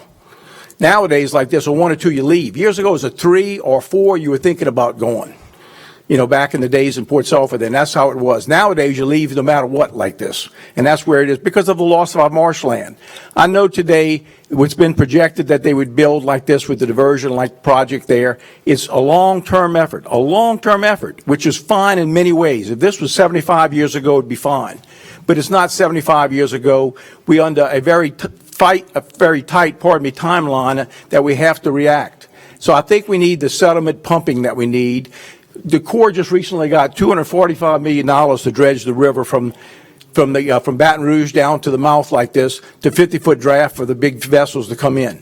$245 million is to pay to dredge the river, to get the sediment, to bring it somewhere to do something with it. That's a lot of the cost of which you'd have to spend to get the sediment, to put it in the pipelines, to pump into the marsh areas. I really would suggest, and I'd like to really see CPRA and others do a cost-benefit analysis of what is the best way to build our marshland in Plaquemines Parish, what's the fastest way to do it so that we have benefits now, because we really can't wait 50 years the way things have been happening with hurricanes in Plaquemines Parish. We need something done a lot faster.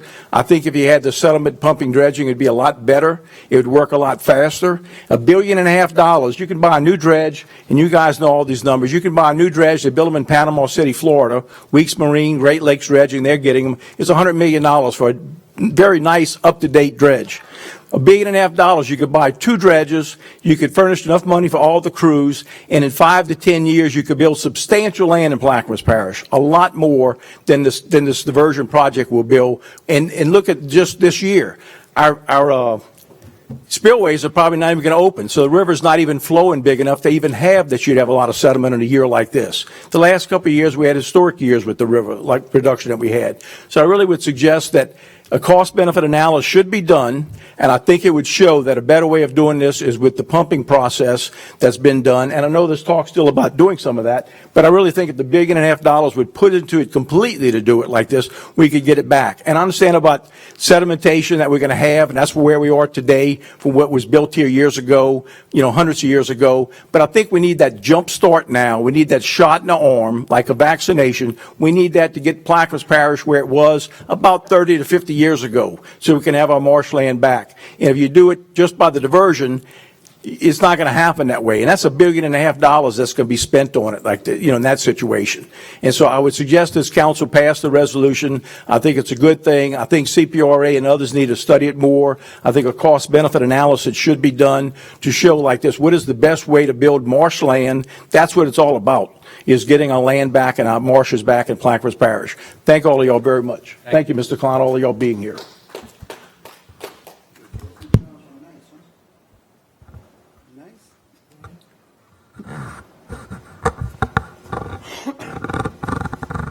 Thank y'all for having me. Oyster Cooper, 42941 Highway 23, Venice. President of Louisiana Shrimp Association. I also sit on the Shrimp Task Force for the state of Louisiana. I sit on the marketing board. Look, he keeps talking about how many meetings he had in Plaquemines Parish. Every one of these meetings he had in Plaquemines Parish, not one time has they answered our questions. Everything is put on paper, and we read the questions we want to read. They don't answer your questions straight to your face. We have yet got it done. They talk about $300 million in restoration and buyouts and help us raise our homes and move our boats further out, our fishing further out. We can't go further out. A lot of people in Lower Plaquemines Parish have small boats. They can't put freezers. They can't do this kind of things that they're talking about. We are a $1.3 billion industry. Just the shrimp. We're not talking about crabs. We're not talking about oysters. We're not talking about anything else. We're talking about real money. We catch 100 million pounds a year in Louisiana. Plaquemines Parish catches 30 million pounds of shrimp. They keep saying that the brown shrimp is an invasive species. Well, it's here. It's like the carp, the apple snail. It's here. We've been using it. We've been utilizing it. So for somebody to come in and say we're going to bring it back to where it was 30 years ago, this parish is not the parish it was 30 years ago. We are not going to be in this parish. Every one of these communities on low end of this parish relies on recreational and commercial. Our oil field is gone. Y'all know that. Y'all see the budget. Y'all know better than we know it. To think that just the recreational guys is going to keep this parish moving is bull. All of y'all need to take a ride down Southwest Pass where they're putting this dredge material right now.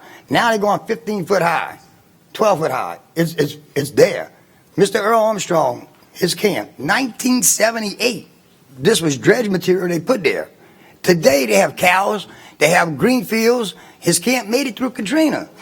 So for them to keep saying all the meetings we had in Plaquemines Parish, not one time has Chip or anybody else answered us to our face of what's going to happen and why we're going to move forward with this diversion. We have two good examples. Mardi Gras Pass, Vermilion Bay. Vermilion Bay used to catch brown shrimp. Now they say it's a white shrimp area. Well, it's a white shrimp area because you put the diversion right into the Vermilion Bay. Now they barely even catch white shrimp. They less than 1%.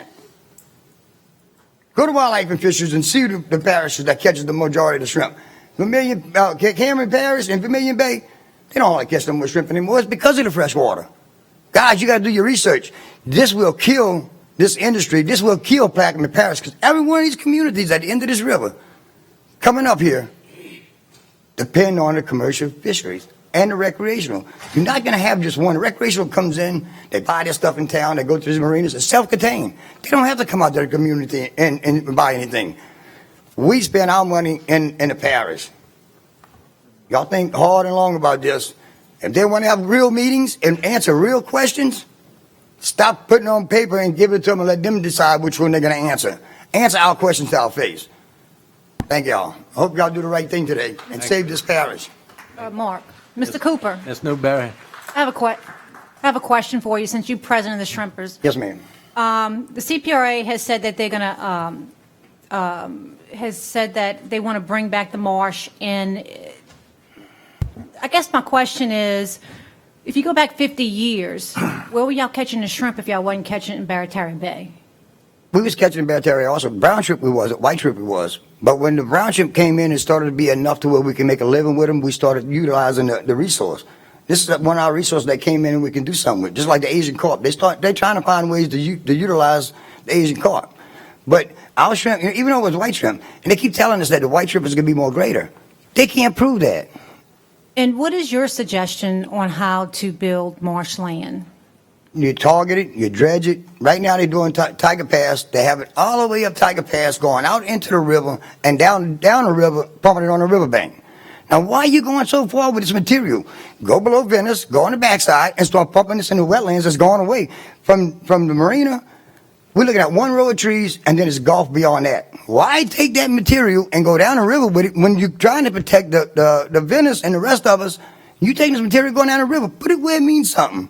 Put it where it's going to stop storm surge. Put it where it's going to grab it and hold it back and go coming on top of us. When we had Katrina, every one of the boats in the marina was gone. We put them in a little pass right below the marina, and they survived. Everything else was wiped out. So that goes to show you a little bit of land, a little bit of levee can make a world of difference, can make us survive or we out.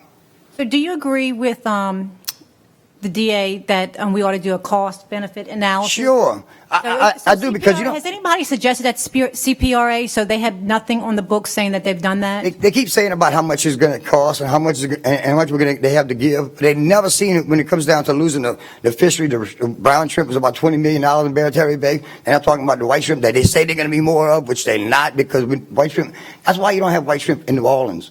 You know, on the backside or further up north. We have river water coming from up north. They don't have shrimp up there. It's because it's fresh water. We have to have that mixture. You know, you have to have that mixture of the fresh water and the salt water to make that perfect mix to where our shrimp are the best. I can tell you right now, you can go anywhere on this coast and our shrimp are the best. It's because the shrimp that comes into the bays has that mixture. It's not because they're good, it's because of the mixture of the water. And have y'all been getting concerns from the restaurants in the city of New Orleans? Yes, they can't get seafood. And right now, look, the shrimp industry dealing with a lot. We're bringing 1.6 billion pounds of shrimp from foreign countries right now. 1.6 billion. We catch 100 million pounds, we have trouble selling. We started out May season last year at 35 cents a pound. So to say that you're going to try to help us, we can do our own. Just don't kill us. If I die over a period of time, I can adjust to that. But if you kill me tomorrow, I'm dead. Because we can't adapt. Well, I'm going to tell you, we can't adapt over time. We can't adapt if you just shoot me in the head and let me fall. Thank you, Mr. Cooper. Thank you. Mr. Cooper, I'd just like to say, it was brought to me that we control the shrimp price. We don't have nothing to do with the shrimp price. I just want to let people know. No. We have turtle excluded device coming at us, which we don't catch hardly no turtles here, but we have that coming at us. The fishing industry is fighting a battle of its life. And this is going to be the shot in the head that's just going to kill us. I promise you that it's not going to be like they say it's going to be, because I live in Venice. Let me go back a little bit. I live in Venice. We deal with fresh water all the time. The Corps of Engineers is one of our biggest problems in this parish. They level it off. Halfway to Southwest Pass, they go dump it up the shelf. They losing that mud. The other halfway up, they come up and dump it by the head of the passes. That's why South Pass is stopped up. Pass Alluda stopped up. Southeast Pass, Northeast Pass. You can't even run a boat through these passes because they keep dumping this sediment at the head of the passes. That's why South Pass is stopped up right now. It's because the Corps of Engineers keeps dumping this in here.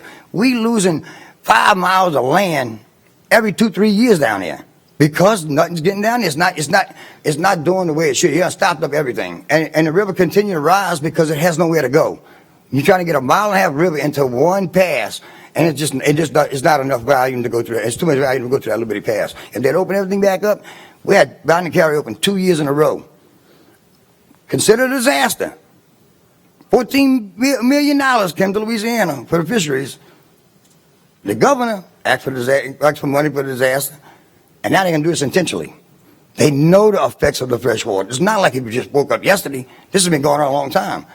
If they want to have real conversations, answer questions that we ask you. Thank y'all. Thank you. Mr. LaFrance? Yes, Mr. Acey.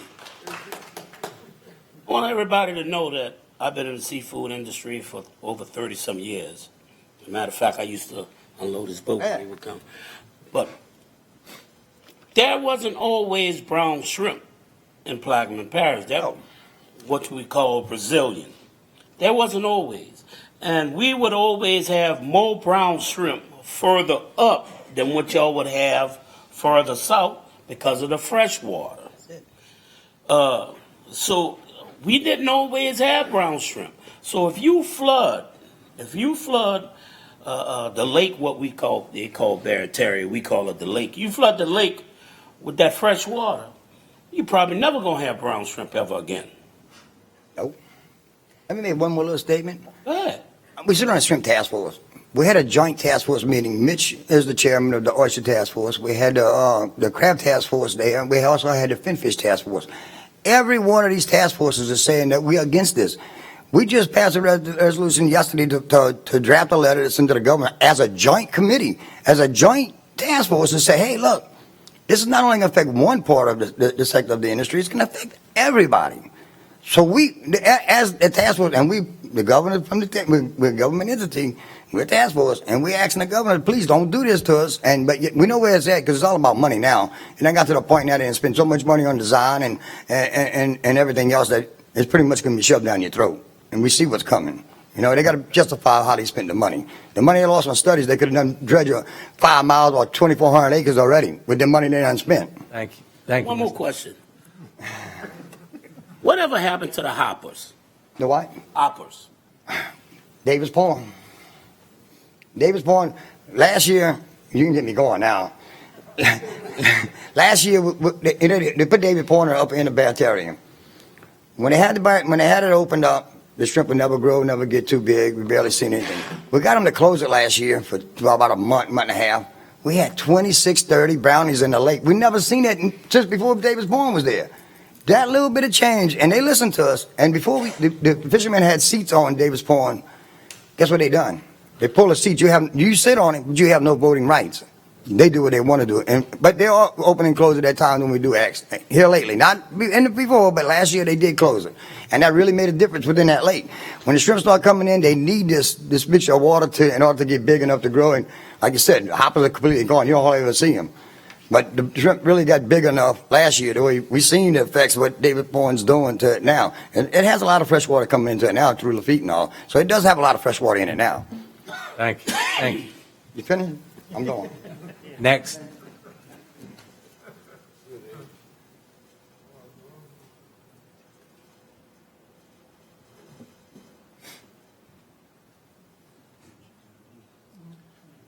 Mr. Chairman, members of the council, very proud of what y'all are doing today. Very proud. It's something as an oyster industry. My name is Mitch Jurasich. I'm a third-generation oyster farmer. I represent the oyster industry. I'm the chairman of the Louisiana Oyster Task Force. And with this diversion, the sediment diversion has been a disaster since day one. It's been something we never supported from day one. Because we know, as Mr. Bartholomew said, the devastating effects it not only has on an industry, a community, a way of life. People I know very well. Point Lahash in September was the most hopping marina in this state because of the oyster boats and the trucks, the conveyors. People would load oysters till 1, 2 o'clock in the morning. Chairman LaFrance, you know that. You used to load oysters. We used to load Mr. Chris's truck together. So you could run faster with those sacks. We never had pallet jacks back then. Yeah, you went to DHA, but I'm not going to hold it again. Yeah, I know that. You know, I still could outrun you with that sack, though. You might beat me in football, but but you know, it's sad because people from the East Bank come and work in my business. They come over to work my leases and my oyster farms I have on the West Bank. And it affects me to watch these people who once never needed me. They never needed nobody. They had their own community, they're self-supportive. The school, they barely got enough kids in the school to keep it open. They don't have enough of nothing over there. It was a fight to get a courthouse back over there, to give those people something. Because seafood was that community. Braithwaite's a ghost town. If Mardi Gras Pass would have been closed like it should have been when the failed Bohemia project was failing, if the state would have stepped in, Braithwaite would have come back bigger and better than ever. So would the whole East Bank. A whole boat harbor over there is just a wasteland right now. The same EIS. We didn't need no EIS. We already know what the economic impact study is going to do. We've seen it on the East Bank to the oyster industry, not to mention every other fishery. And it's a sin that what God gave us, they want to take away. God made a fisherman. There's a YouTube video out there, and I think everyone maybe wants to look at that video because God made a fisherman. Jesus himself was a fisherman. But yet, Mr. Klein and this bunch from CPRA, think they're bigger than God. They're bullies. They're bullying their way in our parish. They're coming here telling us this is what they're going to do. They've had public meetings time after time. We've spoken time after time at those public meetings. It falls on deaf ears. They're still doing exactly what they planned on doing. And it's at the expense of this parish and our seafood, our livelihoods, our way of life. It saddens me when he stands up and speaks because he's so well versed in what he says. It's almost like going, to some holier than holy church, because Mr. Klein is very good at what he does. He's very good at manipulating people's minds into thinking it's going to be okay. They'll find another way to make a living. 3 and 4 or 5 generations deep, we're going to find another way to make a living. As fishermen, we're the most resilient people you can ever face on this earth. We evolve with our earth. We follow the shorelines. Plaquemines Parish has the largest amount of coastline of any other parish in the state. So sure, did we lose a lot? Sure we did, because we had the most to lose. But also, if you want to look at what we gain, our seafood caught in this parish, second to none in the world. Second to none. The oysters. Empire now is one of the few major oyster hubs in the state left. You got St. Bernard, Hopedale, Shell Beach. You have Homer. You have a little bit in Golden Meadow and Grand Isle. And I'm going to try to wrap this up as quick as I can, but I just want to come, and say that I appreciate this vote today, if y'all will vote to move this resolution forward to save one of the greatest things that we have. Multi-generational, renewable, and second to none in the world, our seafood. Let's choose salt life, not fresh death. God made a fisherman, and let's keep us alive. Thank you.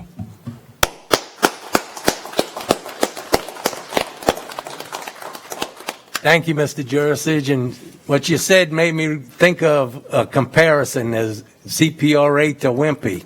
I'll gladly give me a cheeseburger today. I'll gladly give you a quarter tomorrow.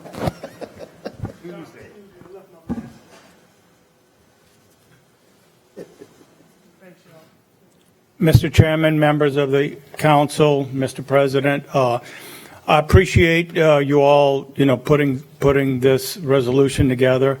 And by the way, I'm John Tesvich. I serve on the Oyster Task Force with Mitch and others, and we work with AC and the rest of the seafood industry. And I know Mr. Klein mentioned my name, as you know, that he's worked with many of us dealing with issues, dealing with this diversion. But like I think it was Dr. Gouy mentioned earlier, if what happened here is that you have people that were given a directive and they were said carry it forward. And Mr. Klein is leading that effort now. There were others before him. But that is what's going on. I went to countless meetings, even before the CPRA was formed. They were talking about these big diversions. And we were there commenting and saying how problematic that they would be. All the time I spent, hundreds of meetings, I can tell you now, I've been used. I feel we are pawns. That's all we were. They needed to check it off their list that they talked to the oyster industry, the shrimp industry, and they checked it off. They ignored pretty much, 99% of what we said. We don't see it in the EIS. And like I put in my letter, my email earlier, it's a strategy that was developed from the beginning. Let's downplay the impacts. The impacts are not, we're going to readjust. Downplay the impacts, pump up the marketing, and sell this project. That's what we've seen all along. A saying that you know well is measure what you treasure.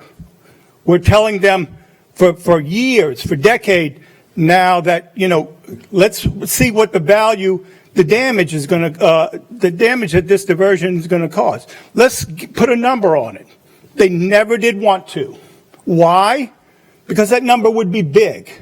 And people would, the council and the people would understand the real number. They tell you how much jobs they're going to create in building this project and all the positive things, but they never did look at the negative side. They said, oh, the Corps is going to do it. And a lot of people told us, the industry, oh, well, we're going to go with what they're telling us. The Corps is going to do it. Well, the Corps is not going to do it. You see that. They talk about it, but they're not going to give us the detail that's needed.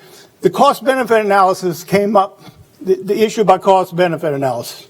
There has been a cost-benefit analysis for land building with dredges versus diversion. It was done by Dr. Rex Caffey at LSU. He's a doctor of economics. He looked at it. He said dredging now, even though it costs more right now to do it, it actually you get the benefits right away. He said the timeline, building land 50 years from now, is not as valuable as building land now. The CPRA, they just ignored anything that did not fit their program was routinely ignored. So, that's what we have been dealing with. It's been very frustrating. And I can tell you, Mr. Klein served on the Oyster Task Force with us several years ago. We had a presentation talking about the negative aspects of diversion. And he got a bit hot under the collar. And he basically said, this diversion is coming no matter what. And you all better get ready. So that was to tell you. The fix was already in. We're just playing the game. They got all their pieces in play. It's a big money issue now. I hear that they're already looking at getting quotes on the rebar for the construction of this. So they're moving it forward. And I thank you all for waking up to this and taking this seriously. We need to take it to the next level, and we cannot trust them. I'm sorry. I respect them as individuals, and they have a job to do, but I cannot trust them, and a lot of what they say is misleading. That's my position. Thank you. Thank you. Ms. Newberry? Mr. Tesevich, so you made a statement, and they said that it was coming.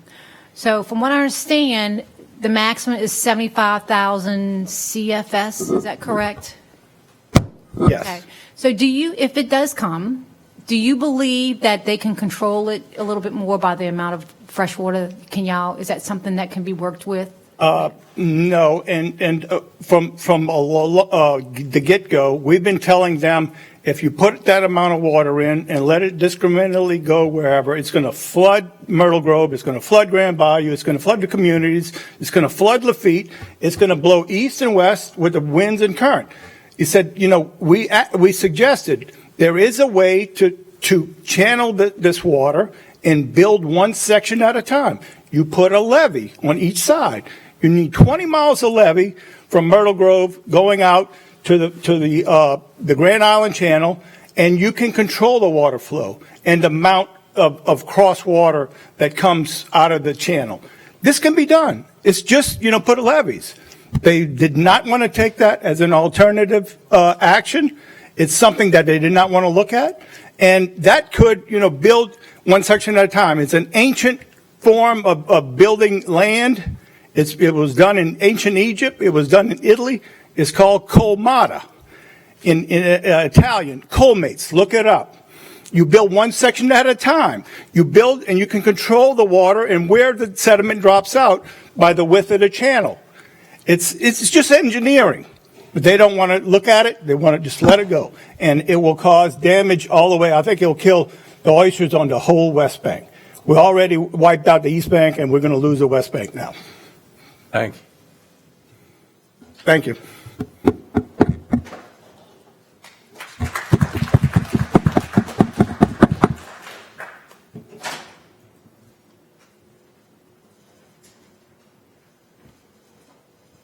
evening. How you doing? Council, Mr. President. My name is Bernard Bacconi. I'm from 117 Ermine Lane. I went through the Mardi Gras Pass situation. I'm one of the ones that scrambled to try to go to work in Empire every day. Thing is, when CPR leaves this parish, there won't be no parish. Because once the East Bank is dead, and once you kill the West Bank, that's it. There's no more parish. To stop the erosion, you have to build islands. Because the erosion is being caused by waves. 50 years ago, they had islands all over. There is no islands. So if you don't build islands, you're not going to stop the water movement. And wherever the water hits, it's going to deteriorate. So until you build islands back, you're wasting your time. So when they get finished, there won't be no parish. So we hope y'all vote against it today. Thank you. That's all I have to say. Thank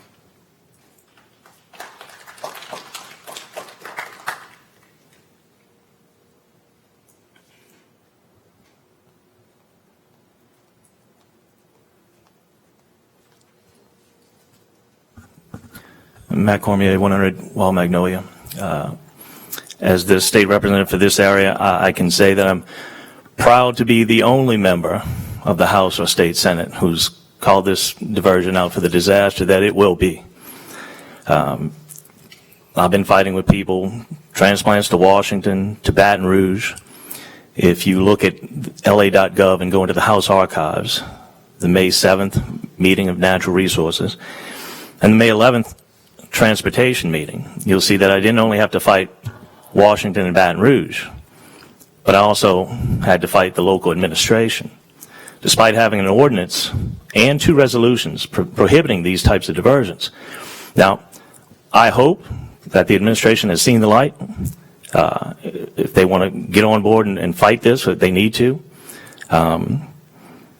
Listening closely to the words that the administration cannot support this EIS, to me, that's not enough. We need to stand up and say we're against the diversions.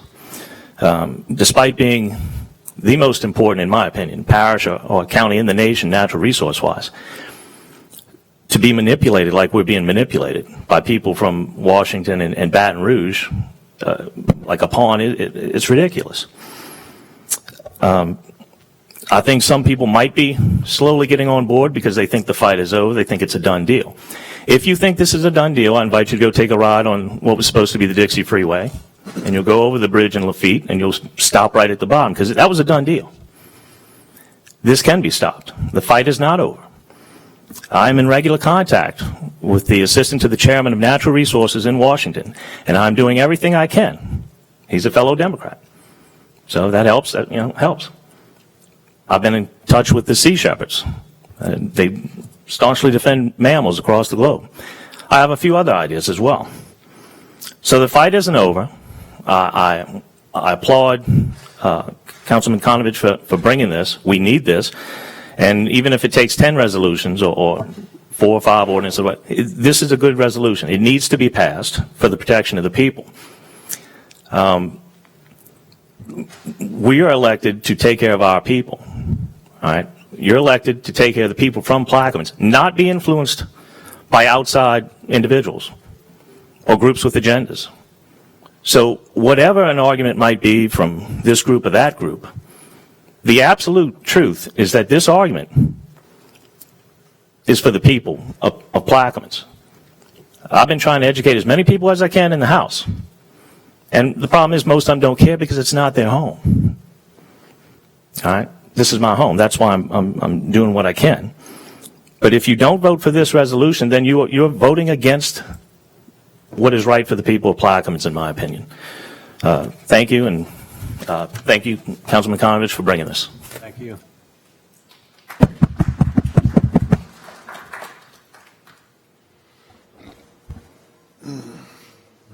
Let's go for a question.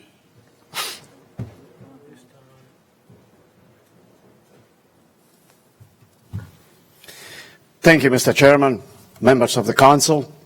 My name is Jakov Jurisic. I live here in Belches at 253 Spring Rose Drive. Mr. Chairman, if you, with your permission, I would like to approach the council. I would like to distribute some pictures that they might find interesting. Hand them out.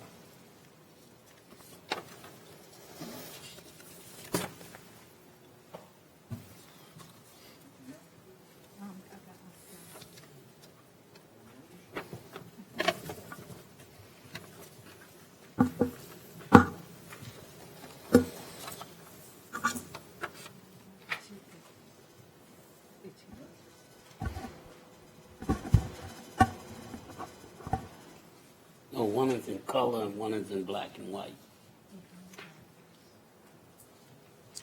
Mr. France, my printer ran out of ink, Oh, okay. but they are all the same.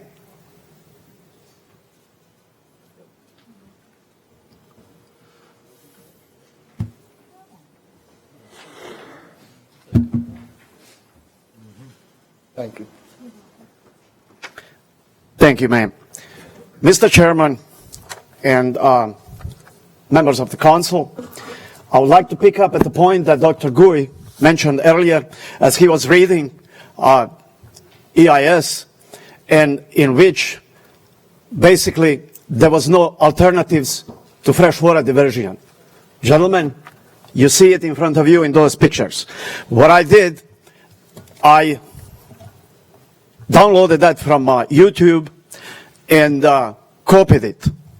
What you're seeing is what country of Dubai did for its citizens. Once oil ran out, citizens of Dubai will have those man-made, man-built island. Moreover, Mr. Chairman and Dr. Gui, that technology was from here, from Louisiana, that built those islands. Yes, there is alternatives, and alternatives is sediment placement, as Mr. Klein, in his fancy way, calls it. Now, as my colleagues, Mr. Mitch Jurisic and Mr. John Tesvich, I am also a member of Louisiana Oyster Task Force, as well as Mr. Cooper, being member of Louisiana Seafood Promotion and Marketing Board. I'm also a member of Louisiana Seafood Promotion and Marketing Board. Mr. Chairman, members of the council, what Mr. Klein didn't do it, he didn't put value on oyster industry. He didn't put value on shrimp industry, crabs, fish. What he also didn't do, he didn't put value on public seed grounds. And when he said earlier that they were in decline before Madrigal Pass, what a BS. For your information, ladies and gentlemen, east of the river, public seed ground used to produce just under 2 million sacks of oysters per year. Mr. Klein didn't tell you that. In today's money, you're looking at $500 million per year. Mr. Klein didn't tell you that. Wildlife and Fisheries won't tell you that. What oyster industry invested over the last several years back in the building of oyster reefs, building new equipment, it's over $100 million. Wildlife and Mr. Klein didn't tell you that. They won't tell you that. Why? Because it doesn't fit their narrative. That's why. Also, Wildlife and Fisheries didn't tell you about the damage that Madrigal Pass did. I just did tell you to the tune of 2 million or just under 2 million sacks of oysters per year. They also didn't tell you damage that inflicted on private leases. They didn't tell you that. They also didn't tell you that now, because of their lousy management, oyster production in state of Louisiana from public seed ground is under 2%. And years ago it was over 60%, as opposed to private 40% then, and 98.2% nowadays. That goes to show you what private oyster industries, or rather, private individuals are investing in our leases.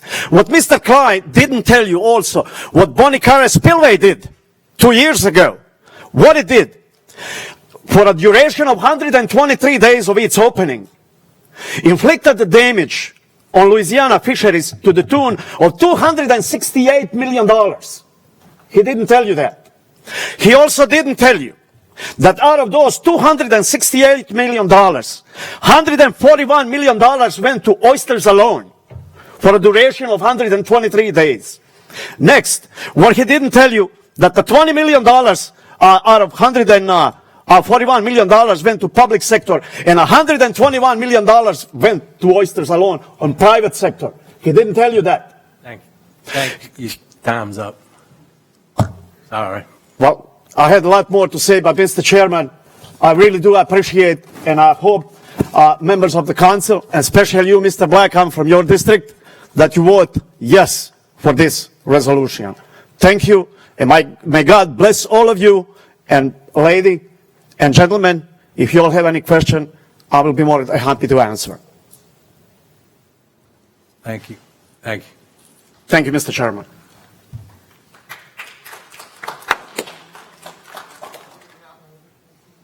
We'll call for questions. Take this last one, then Mr. Klein could come back. Good afternoon, council persons. My name is Kendra Arness, and I'm at 280 Tangelo Drive in Buras. My husband and I are in both the state and federal fisheries, and I've been involved in fishery advocacy for about 11 years now as a volunteer. Having said that, I've been very adamant about being in attendance at these meetings, which I failed to hear anyone mention that this is part of the public process. They have to have these public meetings. But what they failed to do was take what we've said at these meetings over and over. We feel like we're beating our head against a brick wall. We have said these things over and over again to these folks, and it's fallen on deaf ear because, like was mentioned earlier, they have a specific directive, and that is to get these projects pushed through. Follow the money. Who was behind these projects to begin with? Let's go way back. I'm sorry, I've held my tongue for about 6 years on this.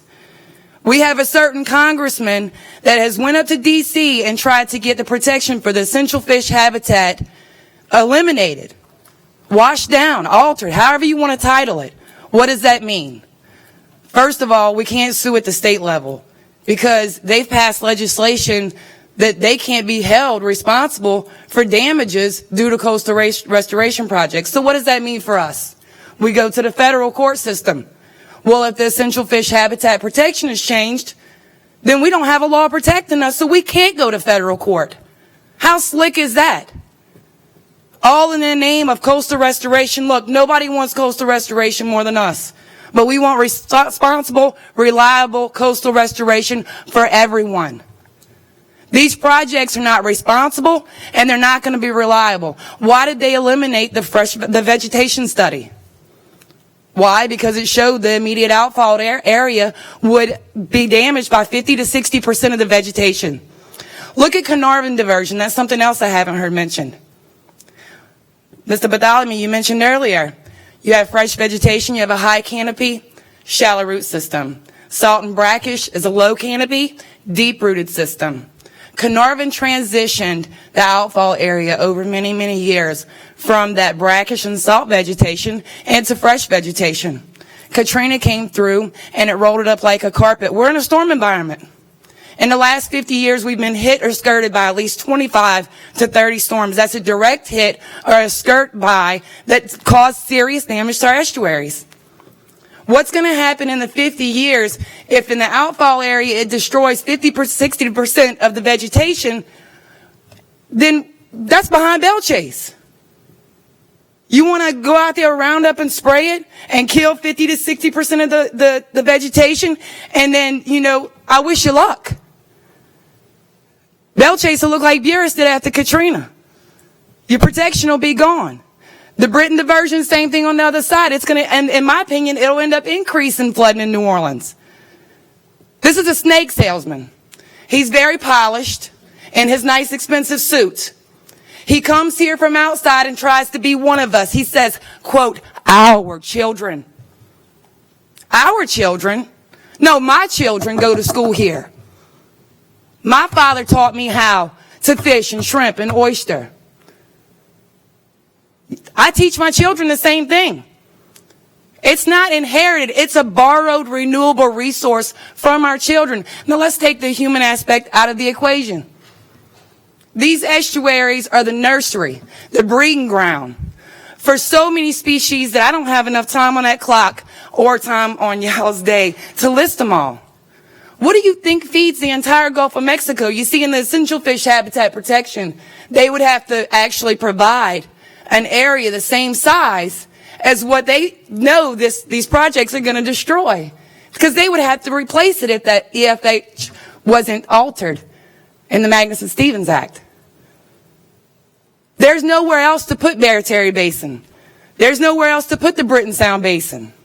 The area doesn't exist. If we destroy this estuary, if we allow this to happen, it's going to cause a ripple effect that will push through the whole entire Gulf of Mexico. Look, the Bonnet-Carré Spillway open, I fish federal fish.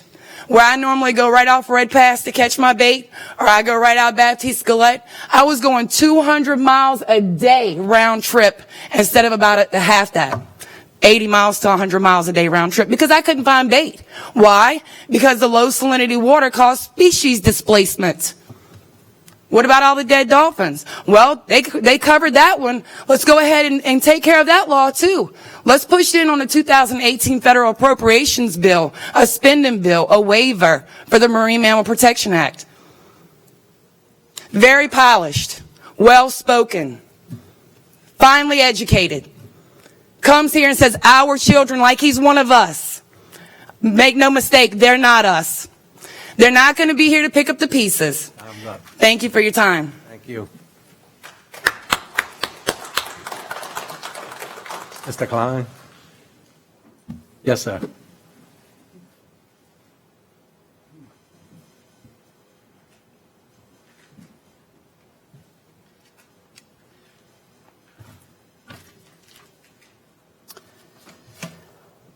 Mr. Chairman,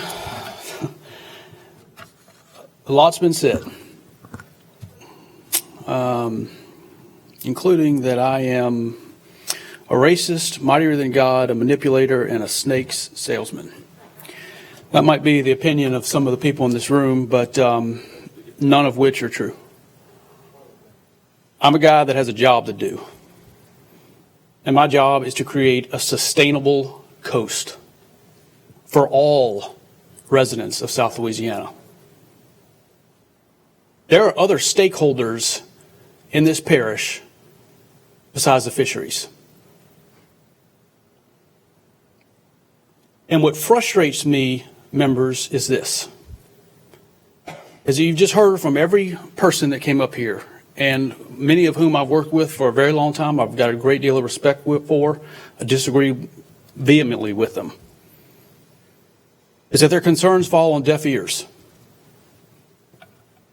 I just simply disagree, because everything that we hear out of those guys is, we're opposed to the project.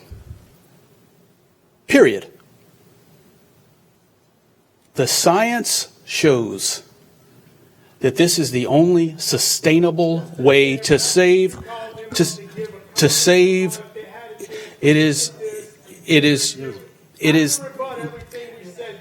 is the only sustainable.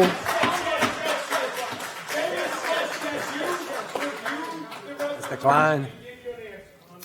It is the only sustainable way to save your parish. Answer, Mr. Root. I will. I have reviewed. I have reviewed the. Mr. Klein. Excuse me. It's been called. Mr. Klein, can you answer Mr. Root? Yes, sir. So I have reviewed the resolution, Mr. Chairman, and look, there's going to be a point in time when this council can pass a resolution. Going to be today. To be on the record. And it may be today. But I think that passing a resolution at this point in time is not productive. Now is the time to put your concerns on the record and comment on the draft environmental impact statement on what you want to see come out of the $300 million that we have set aside. Put your concerns on the record. That's productive participation in this process. So the resolution itself, Mr. Chairman, I just simply disagree with it. Ms. Newberry, you asked very good questions. You asked, and specifically I'm talking about the resolution itself. Has there been a cost-benefit analysis done? Yes, ma'am, there has. To create 27,000 acres of new land by dredging, it's going to cost us an additional $1 billion with a B. And those projects are going in 20 years. So I disagree with it. I disagree with the resolution. I believe that the resolution should be what Mr. Roussel and Mr. Lapine said, is encouraging productive participation by the members of this parish. Put your concerns on the record. Be a part of the process. Yeah. Put forward mitigation measures. Not just saying if you're opposed, say you're opposed. That's fine. But I'm going to do everything I can to build this project because I believe it's the only way to save your parish. Now, if I could just say one thing, I know Mr. Lapine said that he's having public meetings and to educate his citizens, and that's great. But just because you think you're making a public comment on the record here or that you're making a comment at Mr. Lapine's meeting, that is not considered a formal comment as part of the DEIS process. My office is going to be setting up meetings with each one of you individually so that we can summarize how you make your comments officially known or submitted on the record so that they can be judged or vetted by the Corps of Engineers. But it's going to be important to know that just because the parish president is having a public meeting, Mr. Chairman, it doesn't mean that they're commenting on the EIS process. Mr. Chairman, can I clarify? Yes, sir. Okay, when he says Mr. Lapine is having the meetings, they are calling the meetings. And I have it, the Louisiana Coastal Protection Restoration Authority will be hosting a series of open house-style meetings for specific comments for specific communities near the proposed mid-Barataria Basin to share information and get feedback on the project. What I said, let me clarify, I said I encourage every and all of our constituents to be there. That's what I said. That's right, and I'm not disagreeing. Yes, we are hosting the meetings, but I just wanted to make sure the public know, the people in this room, that just because you attend those meetings and you're making a comment does not mean that you're officially submitting a comment on the draft environmental impact statement.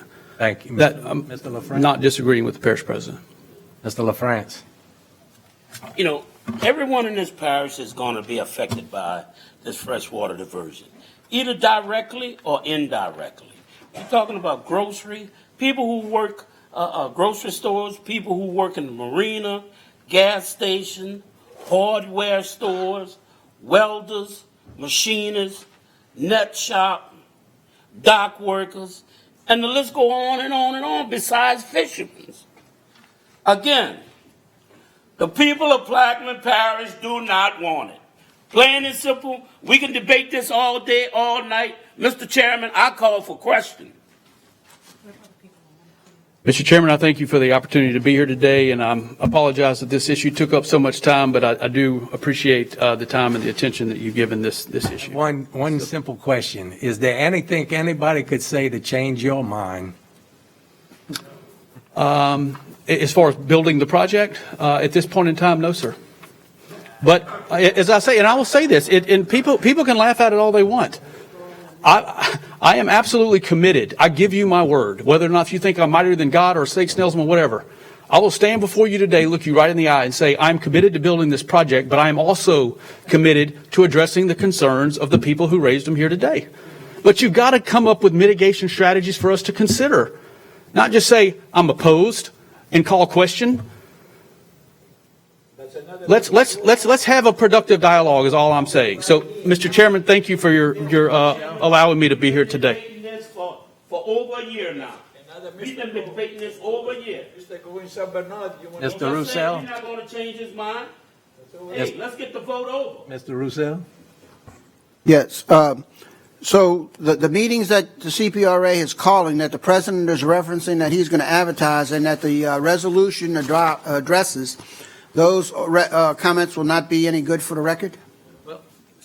The purpose of those meetings is to, number one, go through the draft environmental impact statement, just to go through all of the positive benefits, all of the negative impacts, and outline the mitigation strategies that we as a state are deploying that are outlined in the draft environmental impact statement. Additionally, those meetings are going to educate the public on how to make their comments. I just want to make sure that the public didn't think just because they were going to the meetings that we're holding that just by attending those meetings and expressing concerns that it's actually making an official comment on the record. But will it make a difference? I'm sorry? It will. Yeah, absolutely. It'll make by making a comment, by attending the meetings, you learn how to make a comment on the record for the draft environmental impact statement. If you make a comment on the record for the draft EIS, you are forcing the Corps of Engineers to evaluate those concerns and look into those mitigation measures that we'll put forward. So the resolution opposes the current draft impact EIS because they are concerned and disagree with some of the things in there. So I don't understand why you would have opposition to this resolution, because it gives the public the opportunity to attend these meetings that are cited in here, and that way they have an opportunity to have some impact eventually on the impact. Yes, sir. That's a fair statement, Mr. Roussel. I guess that my concerns were more specific to lines 22 through 30, regarding the fact that it's not a cost-effective method of rebuilding our coast. The use of diversion canals is not a proven and efficient means of rebuilding our coast. I'll go back to my previous comments that if you look at the only areas of coastal Louisiana that are growing and accreting land right now are the areas that are connected to the Mississippi River. And to Ms. Newberry's point, there has been extensive cost analysis on the cost of dredging in creating 27,000 acres of land or using a diversion in creating 27,000 acres of land. So I guess that my concern, to answer your question specifically, Mr. Roussel, is really just 18 through 30. Well, can we agree that that's just a difference of opinion? Yes, sir. Okay, so That's fine. I would hope that you support the resolution and work with us to try to get a better outcome as what the resolution states. I will certainly commit to doing that, sir. Good, so we can pass it. Let's move on. Dr. Gouy? Yes, and the real meat in here is in the be it resolved. And the be it resolved specifically states the draft EIS, March 2021. That's where the opposition is. And then it agrees that we need to get our residents and citizens and all stakeholders involved, and we've directed the parish president to take every means under that he can do to make sure that the information gets disseminated as to how to make the comment, where to send the comment, and the format. And I know in the public hearings that will be done. Those were the major changes that were made to the previous resolution, because we felt it was very important to direct what we're opposed to and how we're going to try to address it by getting more comments into the system and see what happens. Well, thank you, Mr. Gouy. I just appreciate the manner in which you make your comments, and I would agree with those statements. Ms. Newberry? And Mr. Klein, where do we find that cost-benefit analysis? We can certainly provide that with you. And if you can It's bring not, a it's not on our website. I don't think it is, Bren. Could you bring that to the meetings, copies to the meetings? Would that? Absolutely. Thank you. And send a copy to the board, maybe? Sure. And you used West Bay and some other diversions as working. You didn't tell the people you dredged into West Bay 4 times. Thank you. I call a question. I'm good. Thank you.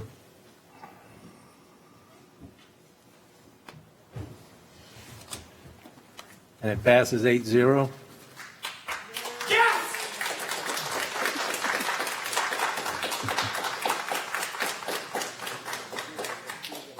Go back to the agenda, Ms. Morcott.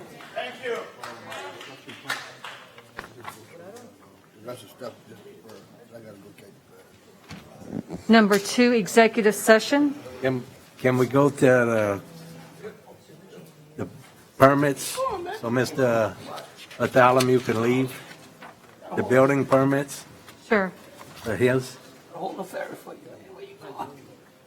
Are we taking all of them in globo? No, ma'am. Just Mr. Bartholomew's? Yes, ma'am. Well, I can't. You could do them all. You could do them all. You could do them all. Yes, ma'am. Yes, sir. You could do them all, Ms. Marcotte.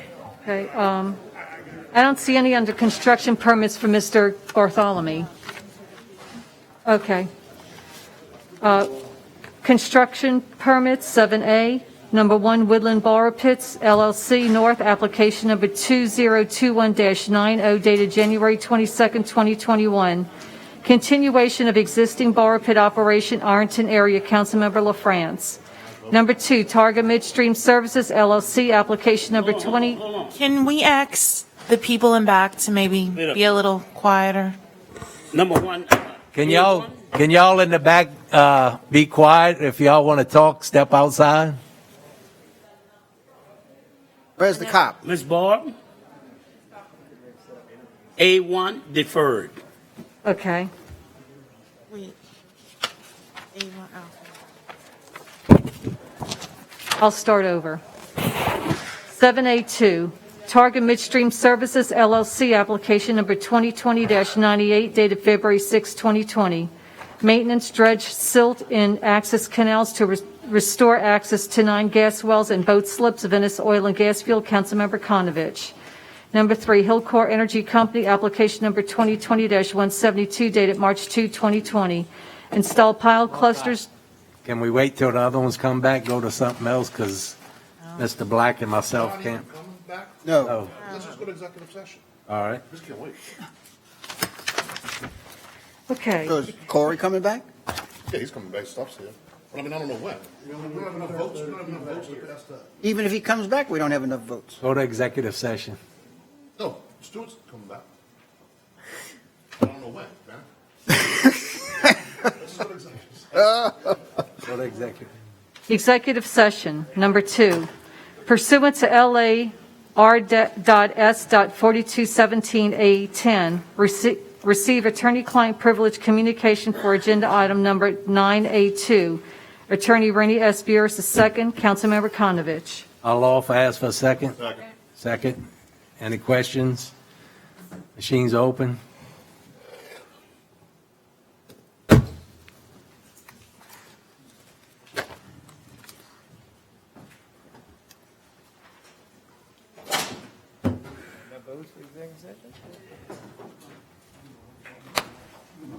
We go to executive session at 6:07. Hold on. Grab me a tea. Hold on. Wait, hold on. Wait. Okay. Come back from executive session at 6:20 with no binding action being taken. Can we start on the agenda now, Ms. Mulcott? Number 4, status report by the parish president. Good afternoon again, guys. I'm trying to keep this kind of brief. The COVID numbers right now, we're at 1806. We have 13 since April 1st. Our positive rate has dropped. It's 3.4%. The vaccine update, according to LDH, 20.59% of Plaquemines Parish residents, that's 4,812, have completed the vaccination series and are at 30.42. Plaquemines residents who has at least one shot, that's 7,000 residents. So our residents are getting the shots. Very good. The shots will be available by appointment only this week at Belchase, at Plaquemines Parish Health Department, Plaquemines Pharmacy, and Plaquemines Medical Center will have the Moderna and Johnson & Johnson vaccine. Our recreation T-ball and softball and baseball has started now through April 23rd. Late registration the 26th through the 30th. You may register in person at the following recreation offices, Monday through Friday, 7 a.m. to 3 p.m. Ages 4 to 14, non-residents are welcome. You can also register online. I read the community conversation. Do you want to go over that again, or it's good to go? Okay. Well, with that, Mr. Chairman, that is my report. If you have any questions. Any questions from the council? Thank you. Next item. 4A, update by charter directors.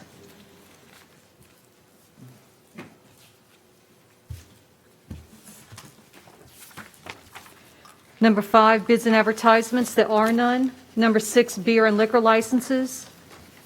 Ian, if you have any.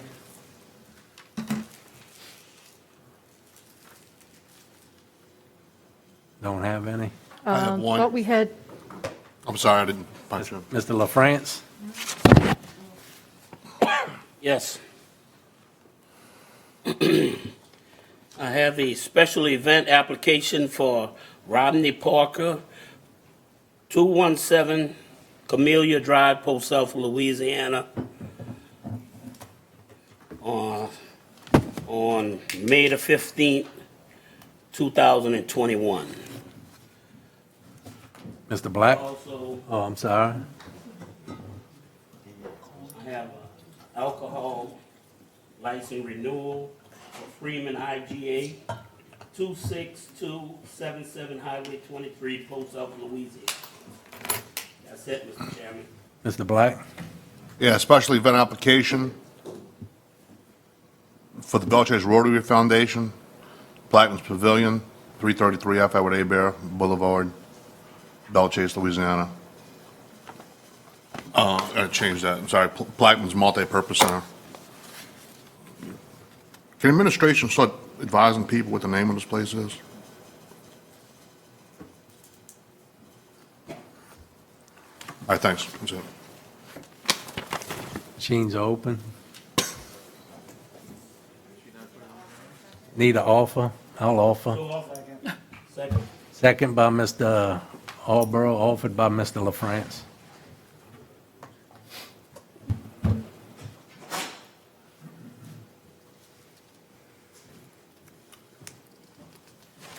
And it passes 6-0.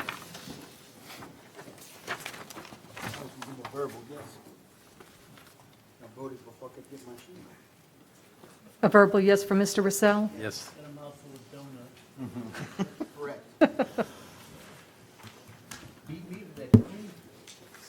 Had an audit special. Number 7, building permits.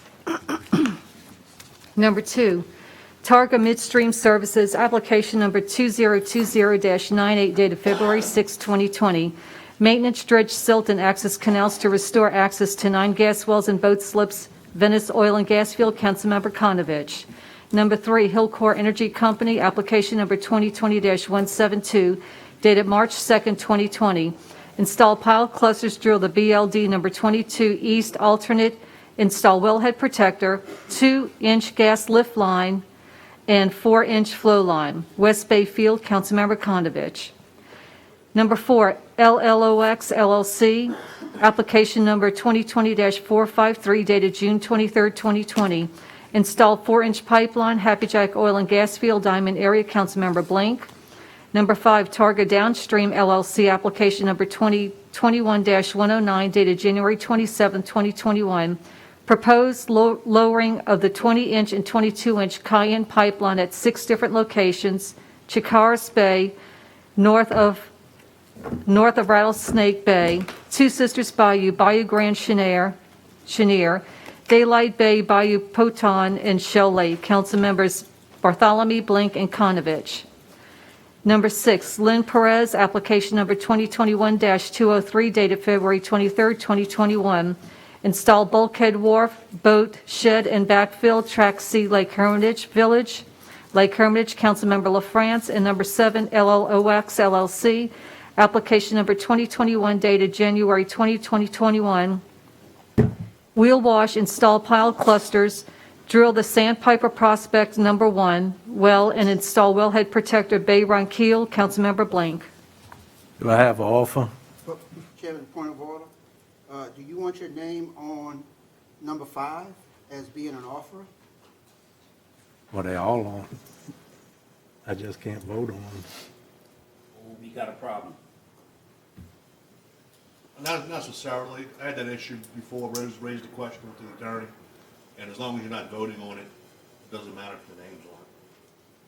Well, That's just my opinion. I know. With the attorney. It's the participation in voting. That's right, it's the participation. All right. I look at the charter and it says participate, period. Doesn't say in voting. But anyway, I'll turn my head. Mr. Chairman, Yes. I have a problem with number 4. We're going to have to take number 4 by itself. All right, can we take that one out? All right. Can I vote? You offering the others? Yes. Do I have a second? Second by Mr. Alborough. Machines are open. 2, 3, 4, 2, 3, 5, 6, and 7. The record show it passes 5 with 2 abstentions. We go back to 4. LLOX LLC, application number 2020-453 dated June 23, 2020. Install 4-inch pipeline, Happy Jack Oil and Gas Field, Diamond Area, Councilmember Blank. Does anybody offer? I'll offer. Mr. Roussel offers, there's a second. Second by Mr. Alborough. Any questions? Machines are open.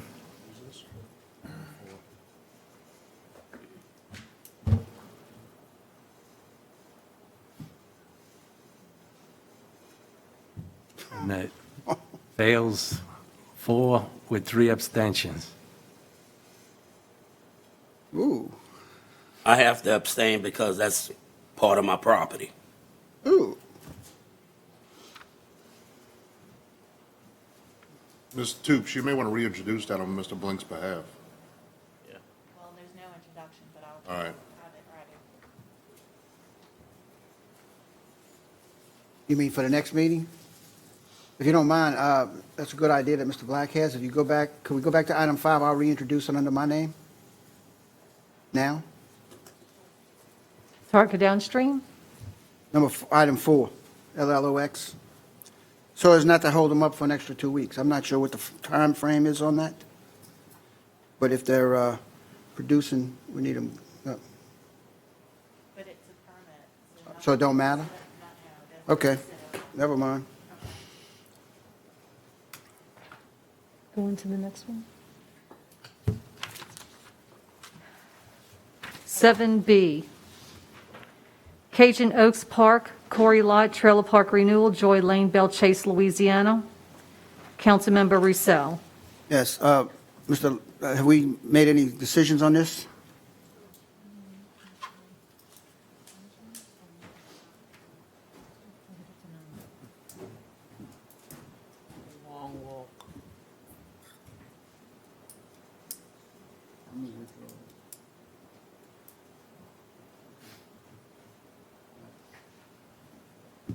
Madam Secretary, I'd like to, at this time, withdraw items B and C. Okay, do we want to take D, E, and F in globo? Yes, D and E. I'm sorry, D and E. Yes, ma'am.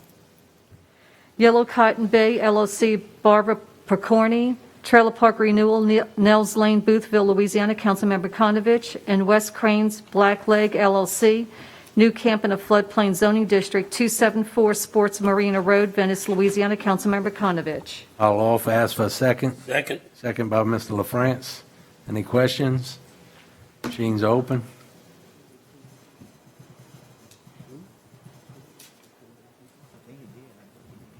The record show it passes 7-0. Number 8, introduction of ordinances and resolutions. We have several.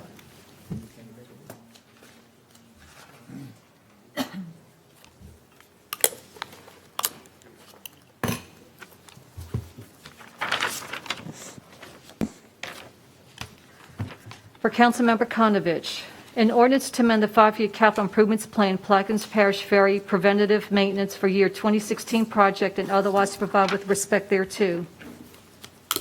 A resolution authorizing Plaquemines Parish government's president to enter into transactions with the LADOTD for sale of property rights and grant of servitude for state project number H.00471, F.A.P.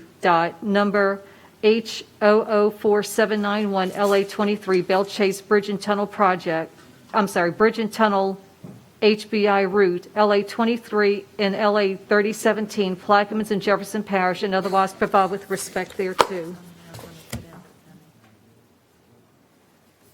For Councilmember Bartholomew, a resolution authorizing the parish president to file an application with the Federal Transit Administration and Operating Administration of the United States Department of Transportation for distribution of the 5307 funds, Coronavirus Response and Relief Supplemental Appropriation Act of 2021, apportionment of the NUSA, and otherwise provide with respect thereto. An ordinance to amend the 2021 manpower structure and operating expenditure budget, Ferries General Department, and otherwise provide with respect thereto. For Councilmember Black, a resolution authorizing and directing the parish president or his designee to do all things necessary and proper to provide assistance to the Plaquemines Parish Heritage and Seafood Festival and otherwise to provide with respect thereto. For Councilmember Arborough, A resolution approving the requested variance petition filed by A&S Real Estate LLC to vary the rear yard setback requirements from 25 feet to 3.8 feet for an existing building to be converted from commercial to residential located at 8660 Highway 23, Belle-Chasse, Louisiana, all in accordance with the application number 2021-454 dated January 4th, 2021.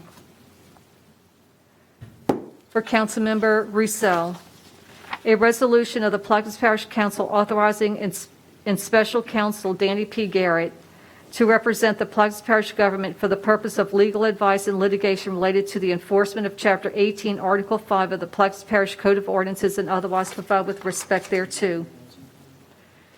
For Councilmember LaFrance, a resolution to establish a one-year moratorium prohibiting the receipt of any permit application and/or the issuance of any permit for the construction, addition, or extension of any borrow pit or any other pits, or the extraction of dirt, soil, clay, sand, gravel, or earth within the boundaries of the parish of Plaquemines in order to allow the Plaquemines Parish government time to review, regulate, and restrict the operation and construction of said pits or extractions, and further to establish guidelines, policies, and procedures related thereto, and furthermore to ensure that the safety, health, and welfare of the people and property of this parish are protected and otherwise provide with respect thereto.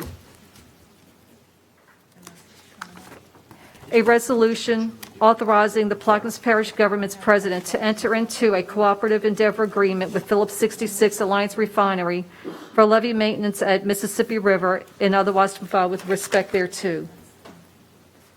And for Councilmember Blank, an ordinance to amend the 2021 Public Health Fund operating revenue budget, mosquito control, general, and otherwise to provide with respect thereto. Mr. Chairman, that completes our introductions. Ms. Marcotte, can we go to 9J? Yes, sir. Give me just 1 second here. Yes, ma'am.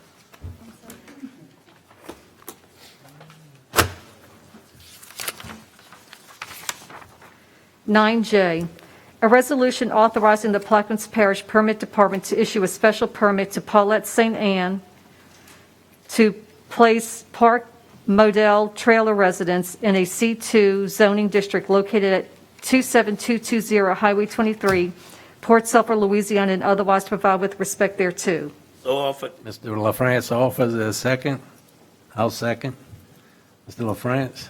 Yes, this is allowing a elderly lady with modest means to place a trailer on a property that she had bought on St. Joseph Lane. So this is what that's about. I think I was at the zoning board meeting that day, and she bought a piece of property, and the owner told her it was zoned, and he told her wrong. So now we just gonna try to give her the permit to put her trailer. Any other questions from the board? Got a map?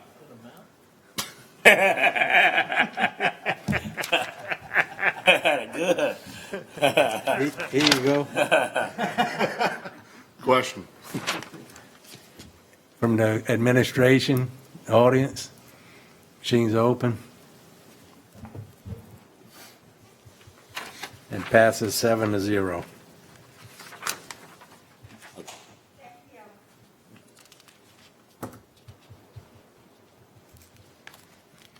(9A1), an ordinance to amend and adjust the fee schedule for emergency medical services provided by the Plaquemines Parish Ambulance Department and otherwise to provide with respect thereto. Alborough, you offer? Offer is read. Mr. Alborough offers a second. I'll second. Mr. Alborough? Yes, Todd, Director Epley had sent out some emails with correspondence on this. It's to adjust our rates to comply with surrounding parishes, but I'll open the floor to him for anyone that has any additional questions. Any questions from the? Yeah, I think we did this a few years ago as well, and it just keeps intact with, I think the burden falls on the insurance companies, not the actual residents that use the service, correct? Yes, that's correct. What it does is increases the fees that we can charge insurance for emergency medical services.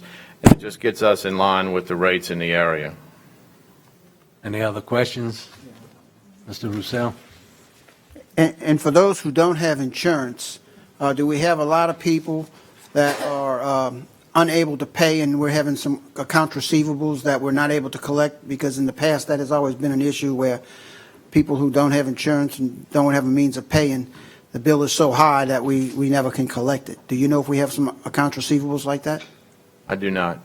If you mind, would you look at that and see what the accounts receivables are for people that claim they cannot pay with no insurance? And because all this does is adds to the pile. Not that I'm opposed to it, but I'd like to see what the impact is for those individuals, if it's a lot. Yeah, our billing company would be able to give us that information fairly easily. Okay, if you don't mind, email I'll get that it. to us. Thank you. Any other questions? Yeah. Is there usually a discount for cash payments? Yeah. I'm sorry, what? Is there usually a discount for cash payments? No, ma'am. Any other questions? Audience? Machines open.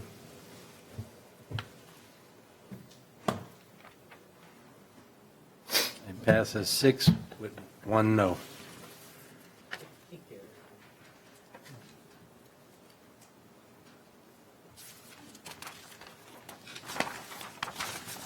Number 2, an ordinance to authorize the construction of the Jesuit Bend Levee Lift project on existing NOV-NF-W-04A hurricane back levee along the west bank of the Mississippi River between Oakville and La Recite in Plaquemines Parish, to authorize the parish president to do all things necessary and proper to obtain the needed permits and acquire necessary easements, rights of way, or servitudes through amicable negotiations or through expropriation if required, and sign an intergovernmental agent agreement with the state of Louisiana through CPRA, and amend the 5-year capital improvements plan, Oakville to La Recite back levee project, and otherwise provide with respect thereto. Mr. Chairman, we do have some changes on this. Yes, ma'am. You want to offer, Ms. Newberry? Ms. Newberry offers, Mr. Roussel seconds. Okay, the changes is on line 30. We're changing the amount of $1,500,000 to $135,631.10. On line 50, we're changing the dollar amount from $1,500,000 to $135,631.10. On line 53, we're removing dredging and mitigation bank District 7 project, which is $1,364,368.90. That changes the total from $1,500,000 to $135,631.10. On line 64, after the words "as Exhibit B," we're inserting the language "or as amended by parish attorney."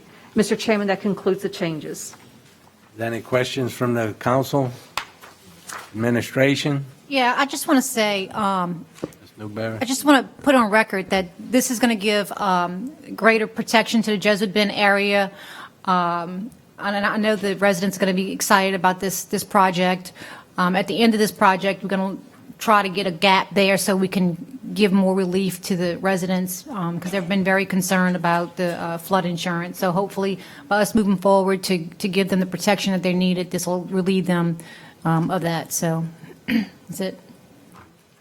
Any other questions? Audience? Machines open.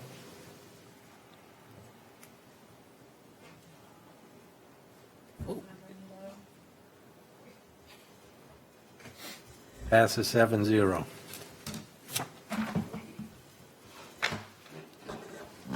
Nine A3, an ordinance to amend and as amended readopt Chapter 17.5, Part.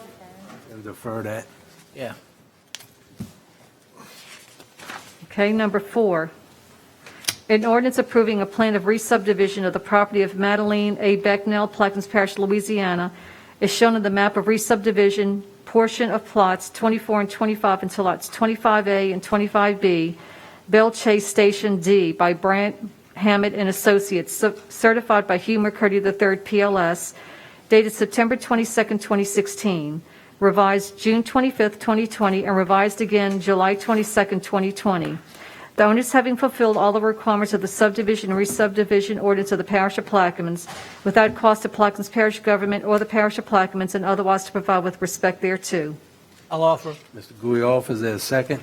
Second by Mr. Alborough. Everything is in order. According to the administration, we're ready to roll on this. Any questions from the council, administration, audience? Machines open.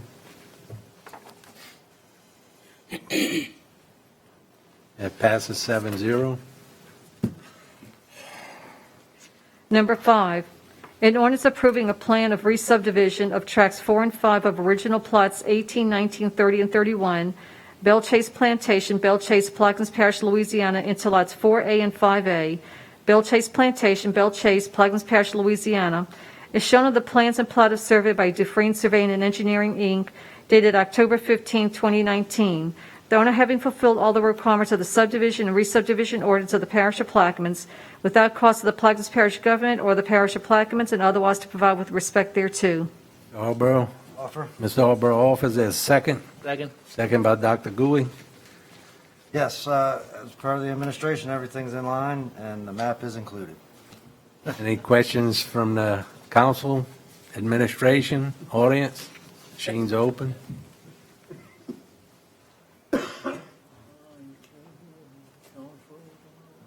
And it passes 7-0. Number 6, an ordinance approving a plan of re-subdivision of the property of D&D Ilg LLC, Plaquemines Parish, Louisiana, is shown on the map of re-subdivision of lots 4 and 2, lots 4A and 4B, Demandra's subdivision by Brandt Hammond and Associates, certified by Hugh McCurdy III, PLS, dated February 20th, 2020. The owners having fulfilled all the requirements of the subdivision and re-subdivision ordinance of the parish of Plaquemines without cost to Plaquemines Parish government or the parish of Plaquemines and otherwise to provide with respect thereto. Mr. Alborough.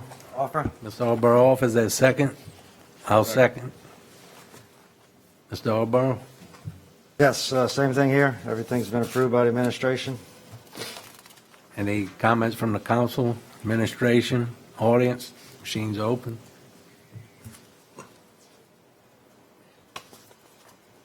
It passes 7-0. 9B, a resolution to establish a one-year moratorium. That's deferred. Deferred.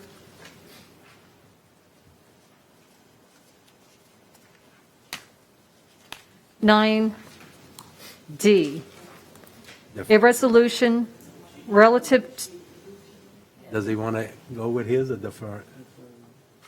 it was reintroduced. A resolution relative to the use of parish-owned and/or operated dock space to ensure the parish is being appropriately compensated and to provide for related matters. Do I have somebody offer? Somebody explain it. Yeah. I'll offer, ask for a second. Second. Second by Mr. LaFrance. Give John Mr. Helmers. It's just an enforcement or an encouragement to the fees that we have in place for commercial folks that need docking space for buying and selling seafood, storing different things. We created some space over in Point Lahash. There's like 5 different areas. We approved this probably a year and a half ago. The fees for residents are $2,400 a year and $7,200 a year for non-residents, and that's for buying and selling seafood. It's a permit that applies to all of our harbors. Mr. Roussel. So what does the resolution do when you say it encourages them to pay? Enforcement, Who Mr. needs John. encouragement? I guess Mr. John wanted to bring it to, The charter, I mean, we can defer it right now, I mean, the charter's enough to provide for that encouragement. right. Yeah, the administration needs to just bone up. Well, we'll defer this item. All right. Yeah, I don't know what he's trying to do. Couple ideas. Huh? A couple ideas. Okay. 9E, an ordinance to amend the 2021 General Fund Operating Expenditure Budget, Economic Development, Tourism Department, and otherwise to provide with respect thereto. I'll offer, ask for a second. Second. Second by Dr. Gouy. This is for the realtor, the Market Portage. Fort Jackson? market, parties. Oh, okay, okay. No, this is to pay him. This is money to pay him. You want to come explain it?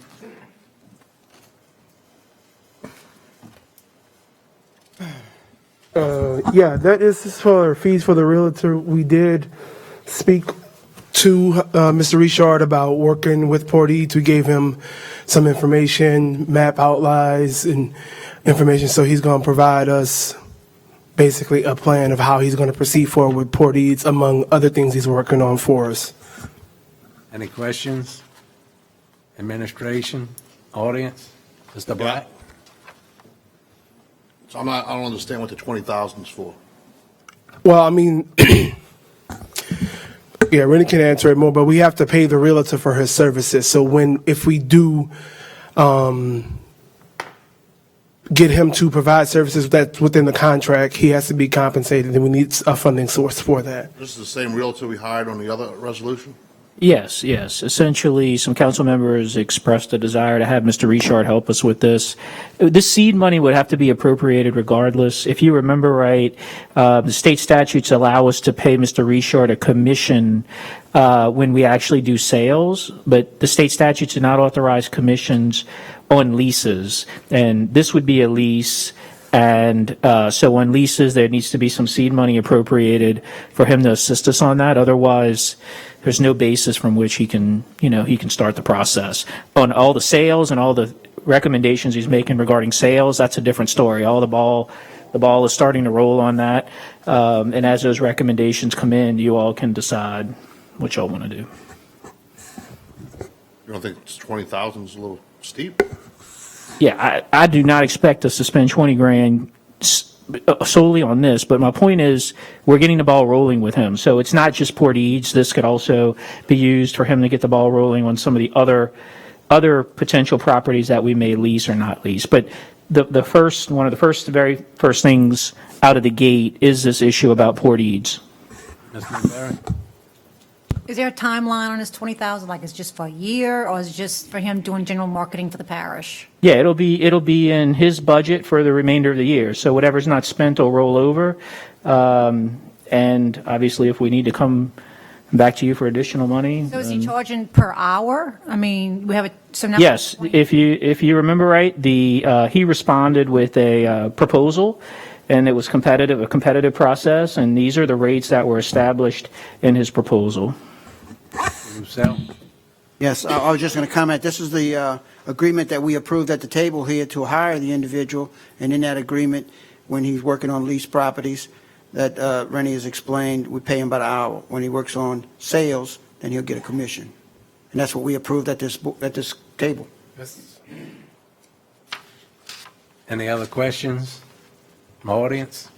Machine's open.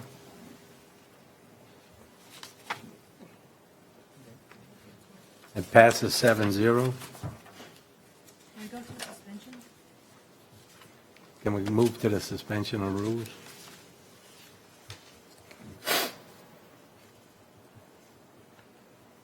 Reba Becknell, permit number 2021-286, dredging a 175-foot by 150-foot by 8-foot pond on private property and placing excavated material in two 95 by 95 piles will be used as foundation for future residences on this site. 14515 Highway 23, Bell Chase is the Jesuit Bend area. I'll offer. Ms. Newberry offers, I'll second. Yes, this came, oh. This is for the suspension. For the public's knowledge, this is something that is not on the agenda. Wait, hold on, Mr. Roussel. Okay, you're on. For the public's knowledge, this is something that is not on the agenda at all, so if you're looking for it, it's not there. And it requires a unanimous vote to put it on the agenda today for action today. Correct. Yes, and this was asked to be put as a suspension because this project's been on hold until all the paperwork came through, and it came through at the last minute. So they asked that we suspend the rules so this project can start up. Machines are open on that suspension.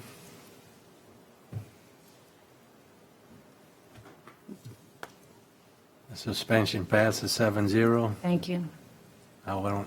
Reba Becknell at permit number 2021-286, proposed digging a 175-foot by 150-foot by 8-foot pond on private property and placing excavated material in two 95-foot by 95-foot piles will be used as foundation for future residences on this site. 14515 Highway 23, Bell Chase, Jesuit Bend area. Ms. Newberry? Yes, We need an offer in a second. I have offer. I'll second. Ms. Newberry? Yeah, thanks. I'll get there sooner or later. This project is, had no objection from the Corps or from the state, and no coastal use permit was required, so the process has been completed. And if anybody has any questions, Any questions from the board? Administration, audience? Oh, sorry about that. Mr. Roussel? Now, this is a pond that's already halfway dug. This is an after-the-fact permit. yes, it is. And so is there some reference that we should be offering an after-the-fact permit? Well, I think the owner was under the assumption that he didn't need a permit to dig a pond, and then when it was addressed, from my understanding, it was considered a borrow pit, so the project was stopped because it was within 1,500 feet of the river. So the owner had to go through the process, and this is where we are. The pond's already dug, so do we have to issue an after-the-fact permit, or are we just trying to like wink, wink?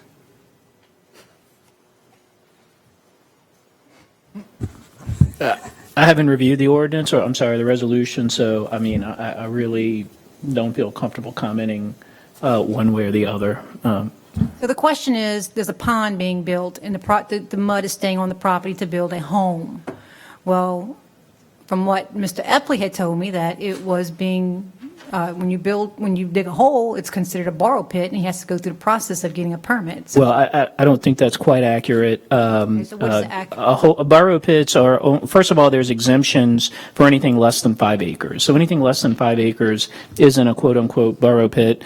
And it's also my understanding that the 1,500-foot rule doesn't apply just to borrow pit. It applies to any digging whatsoever. So I don't, so two things you've just said don't ring true to me, but I don't have a comment one way or the other because I haven't looked at the resolution. So anything within 1,500 feet needs to be approved by the Corps? Well, when the river's at a certain stage, yes. So then this is why we're here. I'm sorry. This is why we're here. Okay. Did the Corps grant approval? No, they said they didn't need a permit, they just needed a letter of no objection. I So- can read what she said. What's that? Ms. Flores with the Corps, I can read what she said in her letter. No, I mean, I'm not disputing that. If the Corps is, What she says was, please accept this email as our letter of no objection for the project. No work shall commence until a permit is received from the levy district, which is us. We received an email request dated March 21st, 2021, and joint permit application dated March 9th, 2021 from Mr. Pivach on behalf of Ms. Becknell to build a pond for fill material and place spoil and so forth. We have no objections provided. The work is accomplished in accordance with the referenced email application and accompanying drawings. The excavations are limited to 8 feet and from natural ground, and that the excavation and subsurface work is performed while the stage of the river is below 15 feet, and the applicant must provide written notification to the office of the construction timeline to include the proposed start and end dates. I'm only asking the question is, do we have to do an after-the-fact permit? yeah, I mean, sometimes people do things that they're not supposed to do, or they think they were doing properly, and there's nothing about coming after the fact and saying, well, you're now doing the right thing, and, this was an error and a mistake. So there's nothing prohibiting us from doing something after the fact. I mean, there's nothing improper about that. So, I mean, I don't have anything more to say on that. But when we started talking about borrow pits and all this other stuff, I had questions because what it sounds like to me is this has nothing to do with borrow pits because it's probably less than 5 acres. So that's what kind of threw me for a loop. But Any other questions? Administration, audience? Machines open. Thank you. It passes 7-0. 9F, a resolution ordering and calling a special election to be held in the parish of Plaquemines, state of Louisiana, to authorize the levy of special taxes therein, making application to the State Bond Commission in connection therewith, and providing for other matters in connection therewith. Mr. Chairman, we do have an email. I'll offer for discussion only. A second. Are you offering with changes or? It's my recommendation that at this meeting, we have a discussion on the existing ordinances. However, Mr. Kognovich can say what his proposed offer with changes will be at the next meeting, and obviously we can have a discussion about the entire thing. It's a very sensitive issue. I don't want to offer with changes and then have a layover and then vote on it at the next meeting. So I prefer if we just discuss the item as is on the agenda. You can discuss what your offers of changes will be at the next meeting, and that can all be discussed here now, and then the actual vote and offer be done next meeting. And if the changes are accepted, is that sufficient enough time? Changes are accepted at the next meeting? Yeah, Sufficient amount enough time to? Yes, because the public has notice, the public notice doesn't specify the exact millage. It just says, at this meeting, we will be discussing ad valorem taxes. And so the council can make an amendment just like it does it on any other piece of legislation at the table. I'll offer for discussion only. Is there a second? Second. Second by Mr. Black. So Recreation. this is the recreation one, right? So do you have the language, the change language? I have it right here. You have it? Would you like me to read the email while we're? Yes, ma'am. Okay, the email's from Will Hildebrand, 116 Pie Street, Belle Chase. Mr. Konovich, will you remove your resolution for calling a special election for 5 mil flood protection increase? The people voted down all millage increases in December of 2020, if you recall. The people do not want any more additional taxes. Why call another special election that will surely have the same results? The same goes for your 5 mils flood protection and your 2 mils EMS that you also are proposing. How about taking some of the suggestions from the parish president on cuts to the existing budget items instead of raising taxes? Thank you for your email, Mr. Hildebrand. So the proposed, Mr. Kognovich will, presuming there's 5 votes in support for it, at the next meeting, he's proposing to change the recreation millage from 2 mils, from 1 mil to 2 mils, and deleting from the proposition the language that says acquiring and constructing, and adding the word repairing. So that would be the proposed offer with changes at the next meeting. Any questions, Mr. Black? Yeah, just to inform the public, myself and the chairman had a meeting yesterday with Mr. Lapine and Mr. Burris regarding this. My issue was twofold, and it's twofold on every one of these proposals. As regards to recreation, 1 mil is not enough. 1 mil is status quo. And I think everybody can agree that the status quo is not good enough for us. So we discussed it, and if we're going to propose something, we need to propose something to the public to vote on that's going to guarantee them something better than what we have now, not to go vote on something that's just going to keep it the way it is. So it gives them more encouragement really to want to vote for this because they know they can get something better. I asked Mr. Burris and Mr. Kognovich agreed to remove acquiring and constructing from it. We want to guarantee the public that this is going to be for operational cost and improving recreation, not new projects or anything like that. So that was discussed as well, and it assures that we're going to have enough money to actually run the operations and run the programs. And that was all that we discussed on that. Thank you, Ms. Newberry. Yes, I've also talked to Mr. Black about this, and I had a couple of constituents come to me, and I asked them why they didn't support it, that they've been big in recreation, they've been part of the program. And it was a very good thought process on Mr. Black, because people don't want to see what we have today. They want to see improvements. They want to see a better recreation department. And I think if we can sell this idea to the public, and maybe they'll approve it. So, thank you. Mr. Roussel? Yeah, my only concern is I'm on the opposite side of the issue when we start limiting ourselves to no acquisition. Because if we want to be better, then we got to look at improvements. And if we're looking at operations, we're doubling the cost of the revenue that we are spending now strictly on operations. So anyway, that'll be my position on that one, and probably the others that come along as well. Thank you. Any other questions? Administration? Audience? Yes, sir.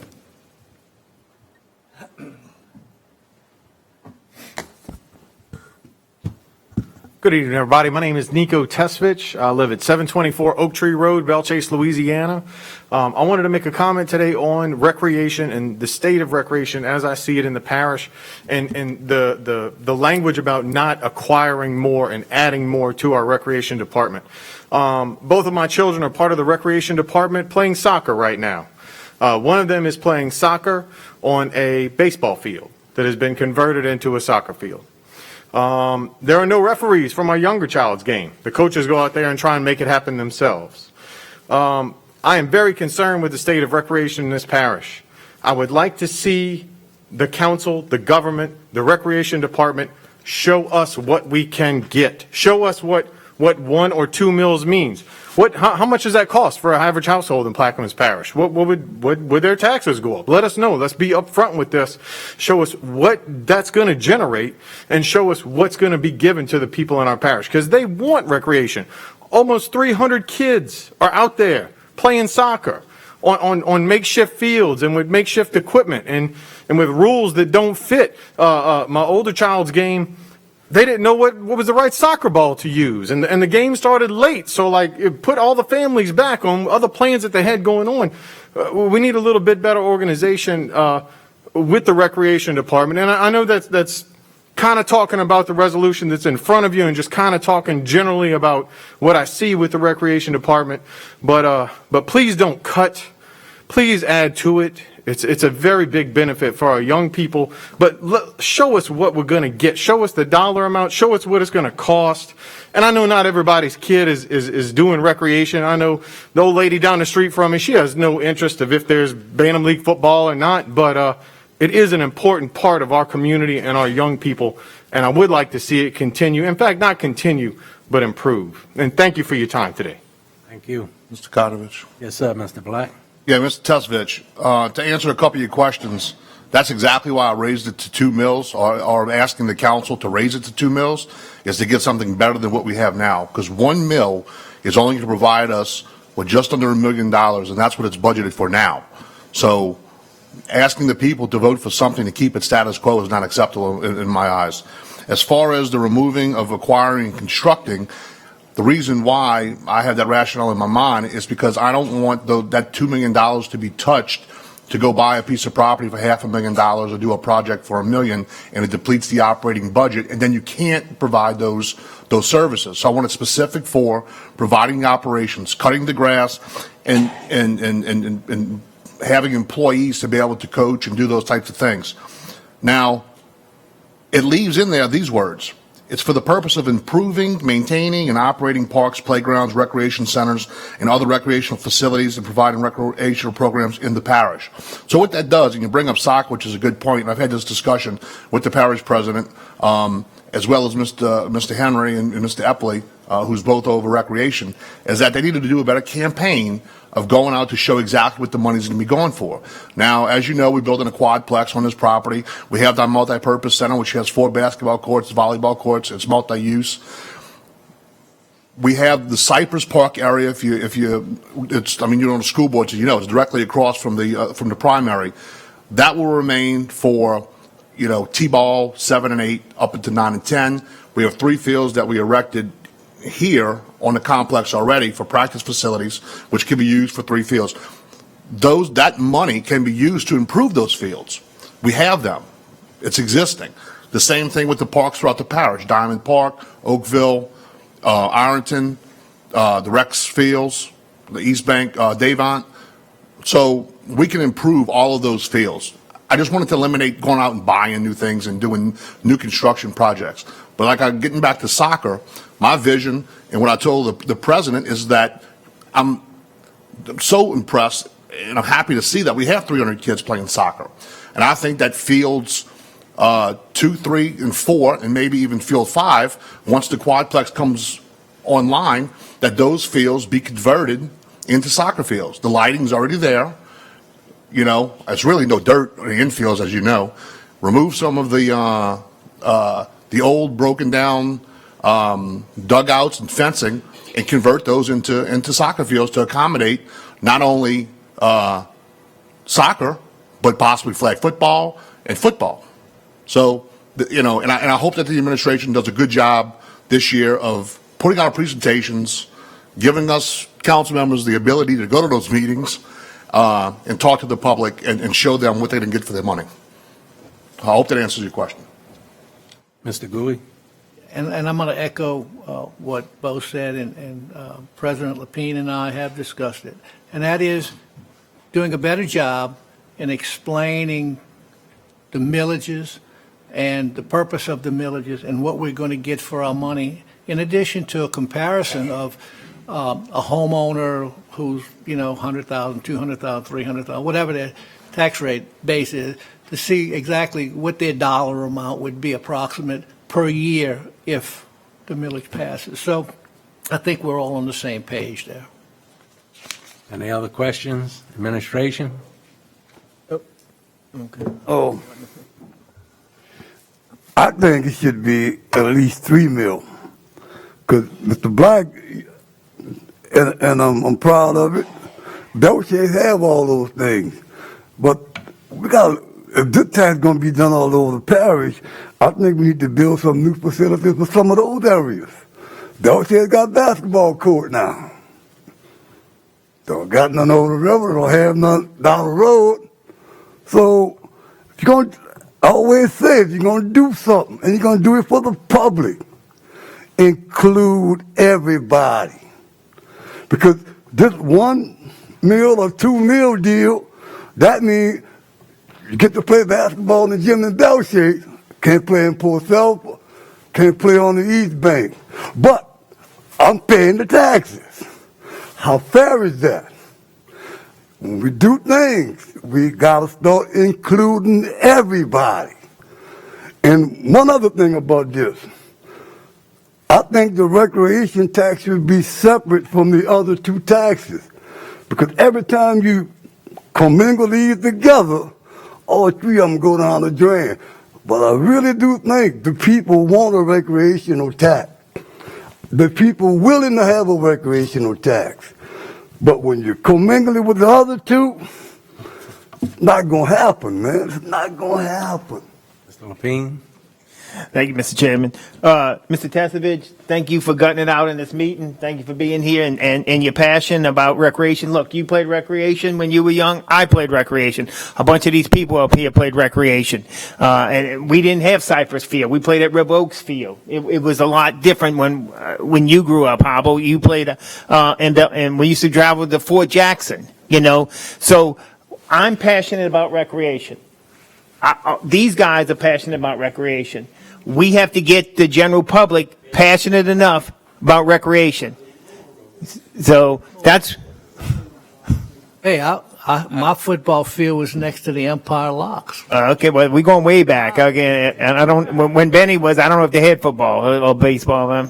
Ours were tough. Mr. Lapine, I'm going to tell you where we played. We played on the rock street in front of my house. Okay, no, you're probably right. No, probably. I'm telling you. All right, I never played soccer because they had too much running in that.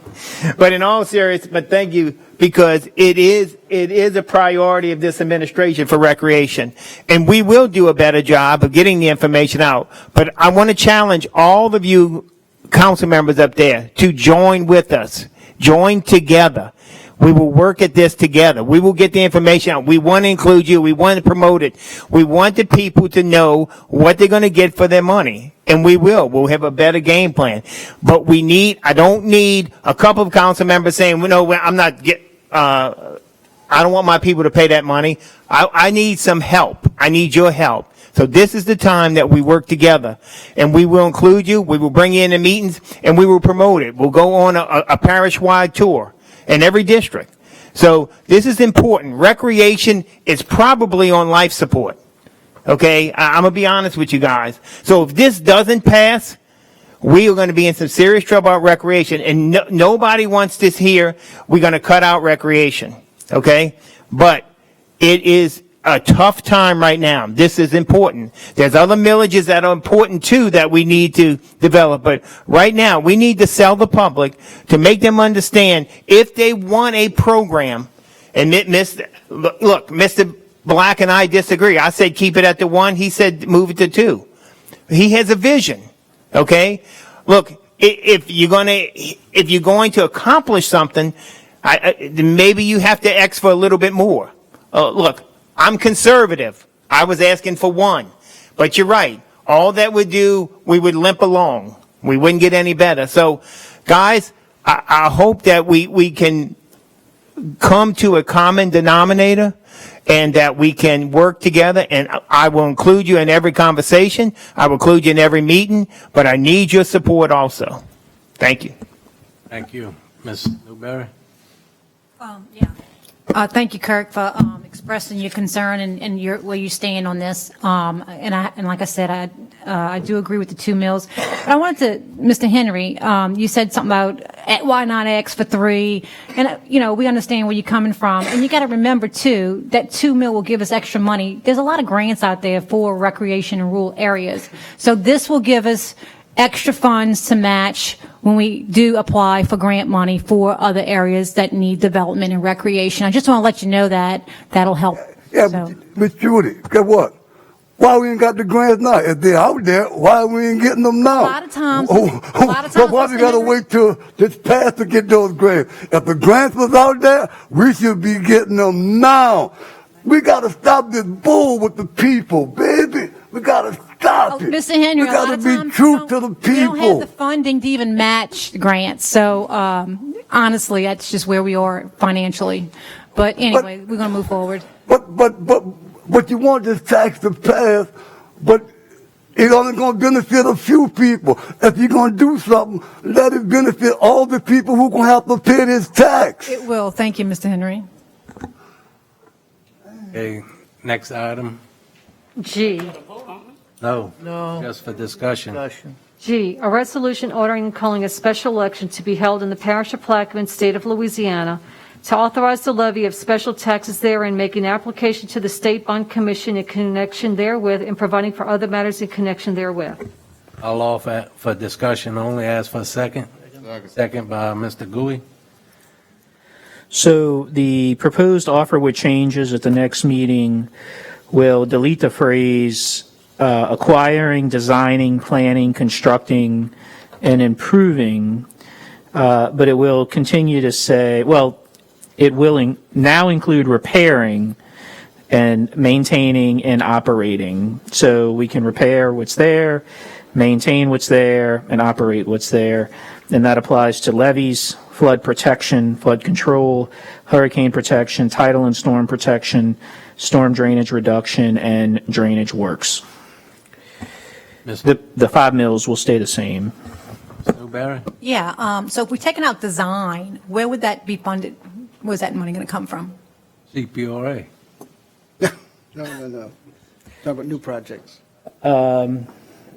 It would have to come from the general fund or other sources of revenue available to us. So why would we be taking out design? Can we put a percentage on it? I mean, is there another option? I'm just asking a question because design would be part of the levy project. Well, listen, I've had this discussion with Mr. Black and Mr. Kognovich. It's been my recommendation that the language be broad so that we can have the flexibility. Mr. Black and other council members believe that the public's not going to vote for it if it's not more narrow. and that the monies will be used and diverted to other projects, new projects. The argument is, I understand their argument. Their argument is it's going to take us $5 million just to maintain the levees. And so if the people are going to vote for this, they want to see the maintenance and operations of the existing levees. And if we're going to build new projects, you're just simply going to have to find another resource for those funds. Mr. Helmer, that package you gave us on the levies, what would be the maintenance cost?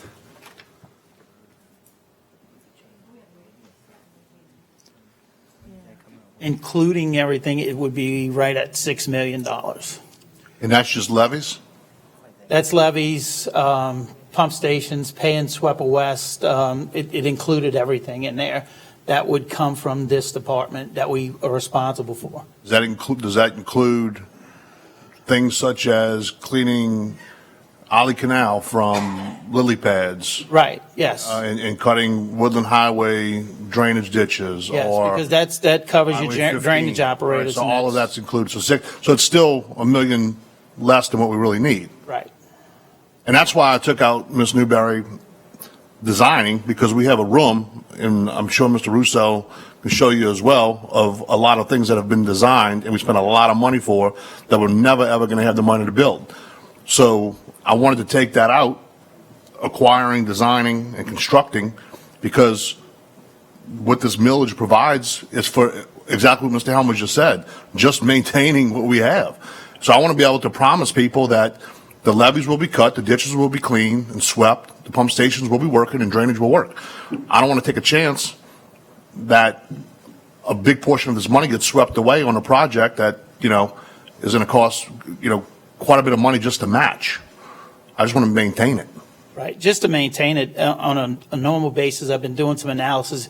It'd take 12 tractors to keep up with everything on a daily basis, just cutting levees on both sides of the river. So you would need 6 tractors on each side of the river to just keep up with what we have today. And plus, once they finish NOV 14 or the whole NOV project, you got another 10, 12 miles to add to that. So it's a big task. Mr. Russo? Yeah, I understand that. You don't cut grass all year long, but let me just say this. I think that narrowing it down, I have to agree with Mr. Burris that we're boxing ourselves in a corner, because if you're going to put a levee lift up and you have no funds to do an acquisition of 2 feet of right-of-way, because this is limited into that, then your project in Jesuit Bend wouldn't get built, because we're going to have to acquire, in the past, we had to acquire right-of-ways or any other area. So I think we're boxing ourselves in. Look, this is a long-term proposition. Most of you people at this table here, in fact, all of you at this table will be gone when this tax is still going on, and decisions will be made as to what levies.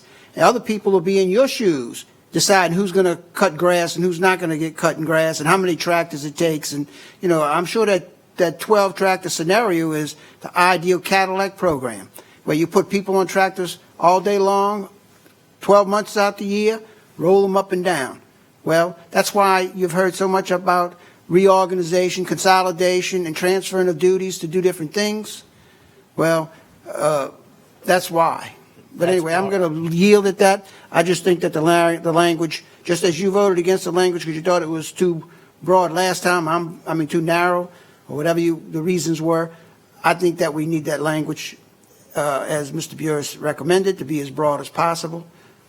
And that's my position. Mr. Black? Yeah, just to comment on that, Ms. Newberry's levee's getting built, and this millage isn't here. So, that's where we get the money from, this is money that we need just to maintain, just to provide the service that's really not being provided now. We just had a major storm event a few weeks ago, and everybody's complaining because, the ditches wasn't swept properly. It had lily pads in the bottom of canals, and pump stations were not operating properly. This just gets us to par, really. And it's not even to par. It's still $1 million less than what we need. I just don't want to take the chance of having a project that needs $1 million match, and now we got 4 mills. Now we got $4 million for operations, and now, so who's going to suffer at that point, at the end? That's, so I want it to be narrow because I think that the people that I represent in my district are going to be paying a large majority of that millage. And, and that's the bottom line. And, I got a Mississippi River levee, 2 miles of it in my district. I don't have back levees. And I know where the millage is going to be coming from. And, that's the only way I'm going to be able to support this is if it's for operations only. Can I say something? Mr. Roussel? Well, look, I look at this as a parish-wide millage. I look at the parish as a whole parish. And if we want to start compartmentalizing, I've thrown this on the table several times, let the legal department start drafting up language to create special drainage districts. And then we can assess millages in special drainage districts and let those people in that special drainage district pay the property taxes that are required to maintain the drainage and the levees in that specific district. Because when you say you have no back levee, you have the intercoastal waterway levee, you have the Walker Road levee, all of that levee is in, whether it's in your district or not, is the protection that you rely on to keep the parks and all of the other subdivisions dry. Because we're in one polder. The 2 pump stations that we have on Barrier Road and Woodland Highway take care of all of the water from Walker Road, from the river to the intercoastal waterway. And you might laugh about it and think it's a joke out there, but that's the system. That's the drainage system. Now, you may not know it, but you ought to learn it. I know it very well. I'm not talking to you, I'm talking to other people. All right, Ms. Newberry? well, my thoughts that just came across my mind is that, Mr. Blink, and I understand where you're coming from. I mean, Mr. Black, I'm sorry, I apologize. I apologize. Look about the same. Can we reconsider that? By keeping the design out of the proposal, it'll give the government a better control on how much to spend. Because I think by keeping that design in that broad spec, and they say, oh, we have $5 million to spend on design, you're going to want to spend it all. So by keeping it out of it, maybe we'll have better control on projects. So, sorry, Mr. Black. No, that's I apologize. okay. I mean, look, I've been around engineers and lawyers enough on this council to understand that lawyers want to pay lawyers and engineers want to pay engineers. So if we don't give them the opportunity to do that and operate, no offense, lawyers, but, it's just my opinion. Thank you. Next item. I think you need to allow public comment on this one. Anybody from the public want to speak on this one? Thank you. Ms. 9H, a resolution ordering and calling a special election to be held in the parish of Plaquemines, state of Louisiana, to authorize the levy of special taxes therein, making the application to the State Bond Commission in connection therewith, and providing for other matters in connection therewith. I'll offer for discussion only as a second. A second. Second by Mr. Holborough. So the proposed offer with changes on this would change the proposition language from 2 mills to 3 mills, which would then, we would collect 2.955 million roughly. And the only language that would be changed, it would say for the purpose of providing emergency medical services directly or by contract or both in the parish, including acquiring, constructing, improving, maintaining, and operating emergency medical service facilities and equipment. Ms. Newberry? I'll let Mr. Black. Mr. Black? Yeah, same thing with this one. 2 million is not enough. I mean, it takes more than 2 million to run the department now, and the department's not good. I mean, I think it's obvious to everybody. If we were to purchase an ambulance, it's $600,000. That would be on top of the $2 million in operations to begin with. So we need at least 3 mills on this one to provide a good service. I asked Mr. Burris to add that language to have an option because the administration's looked into privatization. I didn't support it last time because I asked Mr. Eppley the question whether or not this millage would be used, the 2 mills before, for privatization. He said no. So I just couldn't support it because I think that option needs to be in there. But the public needs to know that there is an option. I'm not going to sit up here right now and advocate for privatization, partial privatization, or the parish to run the whole department. But I think it needs to be in the proposition that people understand that that is an option, and we have enough money to do that if we so choose. Dr. Gui? This applies to all three. The receipt of the funds, tax revenues, would be 2023. Correct? 22. I am not guaranteeing, well, correct. If everything goes perfectly, the council could levy these taxes in time for the 2022 fiscal year. I am not, however, guaranteeing that will take place because the legislative auditor, the assessor, and the sales tax commission, the tax commission, everything has to fall just right. Now, I've been told by the assessor that she will do everything in her power to make sure that if the council so chooses to levy it, that she will do her part to make sure it gets on the bills. And she's been working with the tax commission. It's my understanding that we're trying to work things out with the tax commission. But it's a very tight timeline because the election's October 9th. I think the tax commission has to vote on this no later than like November 9th. And you all still have to canvass the votes. So there's literally going to be an election, a pre-introduction to canvass the votes and levy the tax. And then literally within 3 weeks, we have to have no hiccups in order to get it on the tax rolls for 2022. If it doesn't, if we're unable to do that for some reason that's out of our control, then obviously it would still be available to you the following year. But that's the only option we had. And I think it's important that that is understood, that at the earliest, it would be revenues received in the 2023 budget. At the earliest, correct? No, the earliest is 2022. If for some reason, Money would be collected in our pocket in 2023. Am I wrong? no, you're wrong. As of the end of 2021, It would, collect it in 2022, it would be received in 2023 for use. no, it should be on the 2022 tax rolls. Okay. That's the whole point of getting it on the tax rolls. Comes out in December. Yeah, it comes out in December. So the whole point would be to get it on this year's December bills, which Tommy will have received for 2023. I'm sorry, 2022. Yeah. And it'd have to be a perfect world to get it in the December. The stars would have to align, right? On top of the census. Yeah. I mean, I'm pretty confident right now it'll work. I mean, I've spoken to legislative auditor, and like I said, the assessor's working on it. So I'm pretty optimistic that it's something that will happen. But I don't want to promise you anything because there are some other elements that are out of my control as to whether or not it happens. So when the tax bill goes out 2021,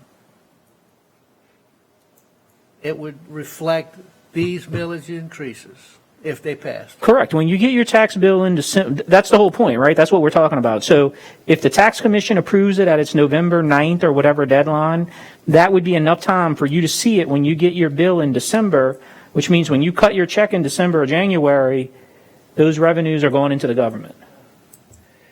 Mr. Roussel? Yeah, I'll make it very brief. I couldn't see taxing the public to privatize the system. That's all. Ms. Newberry? Okay. Mr. Appley, what is the? You the one told me to go on for EMS different more budget? bid. You told me to hit some more people up to see what kind of prices I would get.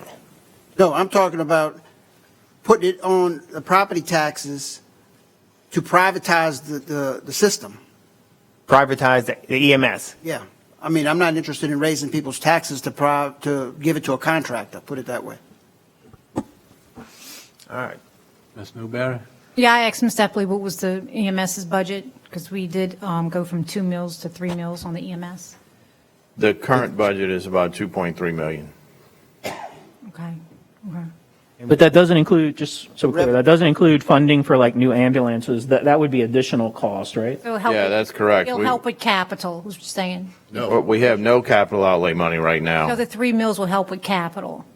Oh, yeah, with capital and also for personnel. We don't have enough personnel to adequately staff the trucks that we have. I mean, you know, I'd like to see if this gets passed, that we keep what we have and improve what we have, you know, besides contracting. I mean, we may not be here, there may be something in the future to look at, but we have some dedicated EMS workers that really want to stay in Plaquemines Parish without having to deal with other contract, you know, services, so. Well, and just to say that decision's made by y'all. So I know Mr. Black Right. said, Mr. Eppley said we wouldn't do that, but at the end of the day, y'all are the ones making that decision. So if that's not what y'all are for, it's not going to happen. Thank you. And what would the new charges bring in? Right. You said that's why you couldn't. But between 1 and 200,000 a year. How many? Between 100 and 200,000 a year. And what are we collecting now? This year, we're on pace to collect about 900,000. That would be about 1.2 plus the 2 mills, so we'd be at 3 million. We would be about between $1 million and $1.1 million with the rate increases. Of course, the rate increases won't go into effect for the first quarter of the year. That's already passed. So it may not benefit us that much this year. I'm not on, I'll wait till I get on. Ms. Newberry, you finish? Mr. Black? Go to Benny first, I'll come back. Mr. So my question is that, right now, do we have any tax whatsoever going to EMS, public service tax? EMS is under the public health fund right now. And how much do we collect there? I'm not even sure. I think it's 1.7, 1.8 million that we collect on the public health fund. We already taxing the people almost $2 million for public health. Also, we're going Which to runs animal control and the health department and. I said those public kind of health. I know you're trying to make your case, but I'm trying to make mine. things. Go right ahead, sir. So we're taxing them for public health, 1.82 million. Then we're going to collect another $1 million too, so that gives us to what, 4? Yes. Okay? And right now, we're running an operation for 2.5, minus the other incident, expenditures we put out for animal control and the things that you talk about. So if we raise the millage to 3, then we'll have a $5 million operation? I think you also need to still take into account that the general fund is supplementing the public health fund by another I think it's 1.2 or $3 million. That's on top of the public health fund. The general fund is still transferring at least that much money. So how much public health fund money are we collecting that go to EMS? I'd have to rely on, I view it as one pot. You got the public health money and you also are adding general fund money. So whatever that total is all the money that's gone to support EMS, animal control, Raymond's operations, et cetera.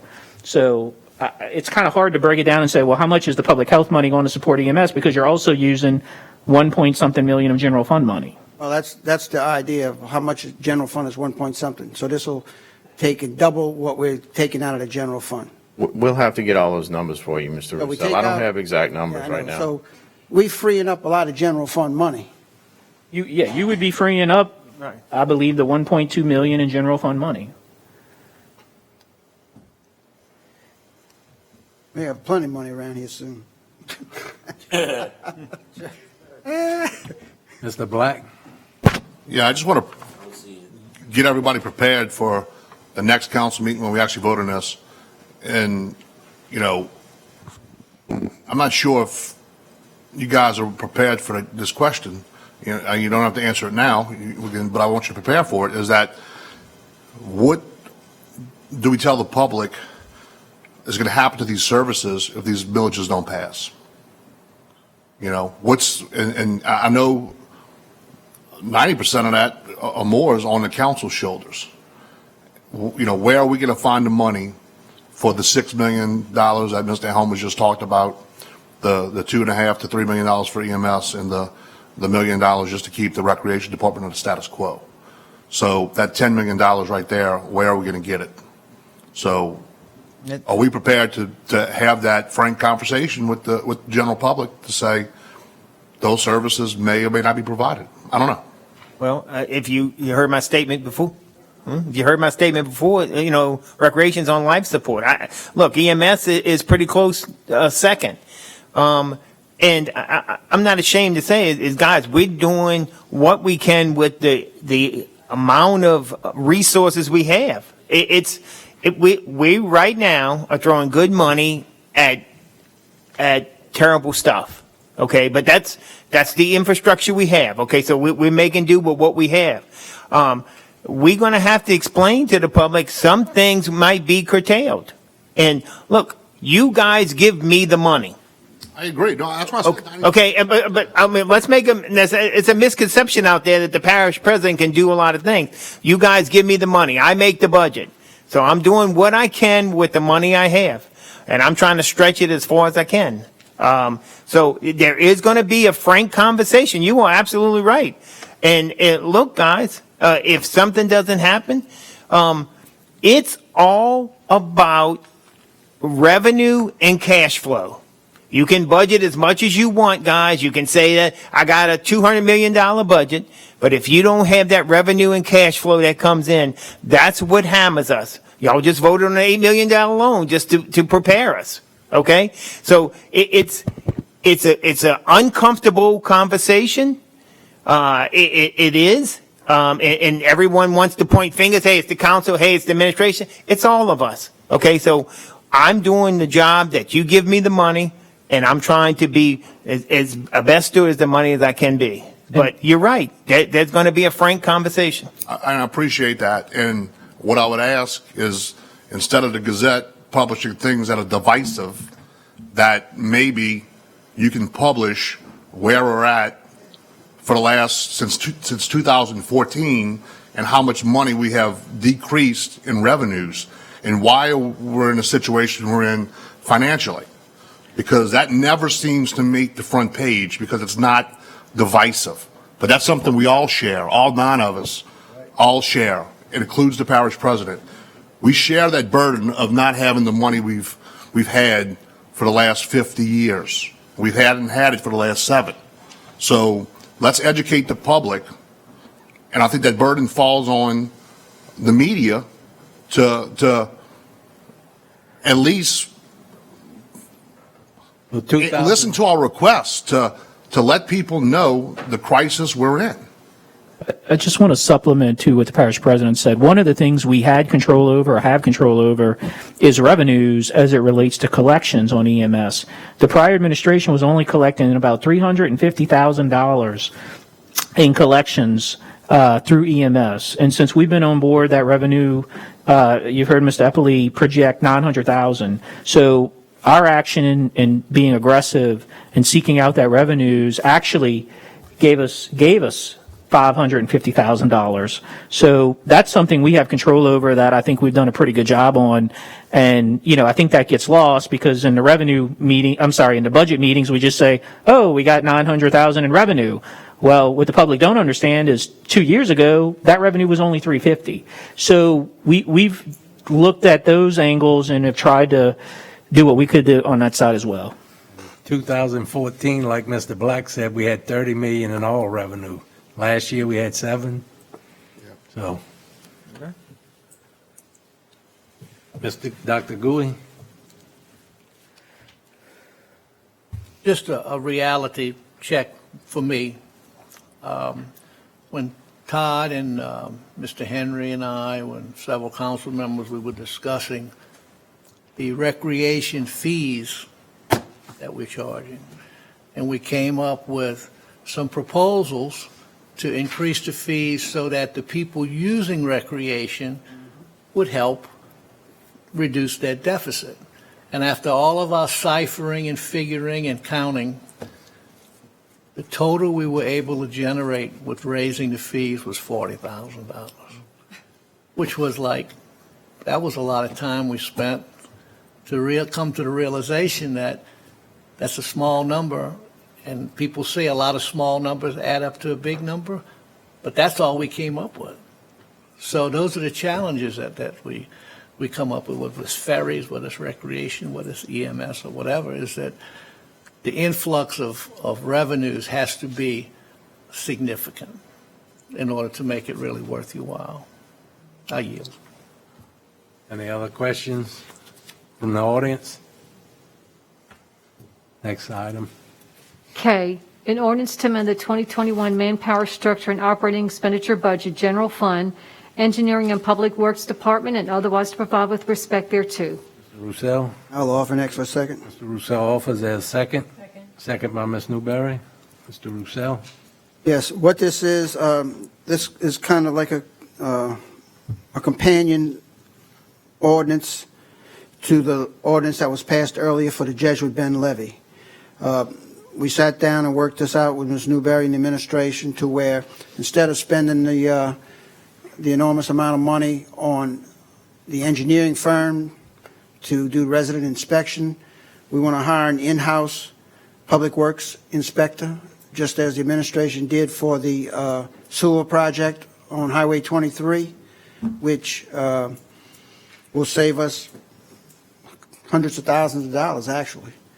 And so what we want to do is put this person in place, and we were able to save Mr. LaFrance's project from being rated on the money that we were going to take from him for this levee project, because we realized how important the levee project is. My only comment on this is that when I sold this to some of my constituents, they asked me to get the guy out the truck on a sewer project. Get the guy. I know where you're headed. For Mr. Madison. So, but and we applaud this ordinance because we want to see that not just for this project, but future projects. Absolutely. And this is a way to save a lot of money on these engineering contracts. Absolutely. And so I ask for your support to help Ms. Newberry out of her drainage problem. Thank you, Mr. Russo. Any questions from the council, administration, audience? Machines open.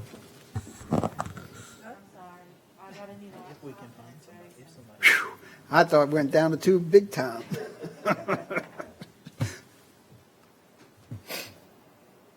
Mr. Alborough? It passes 7-0. Thank you.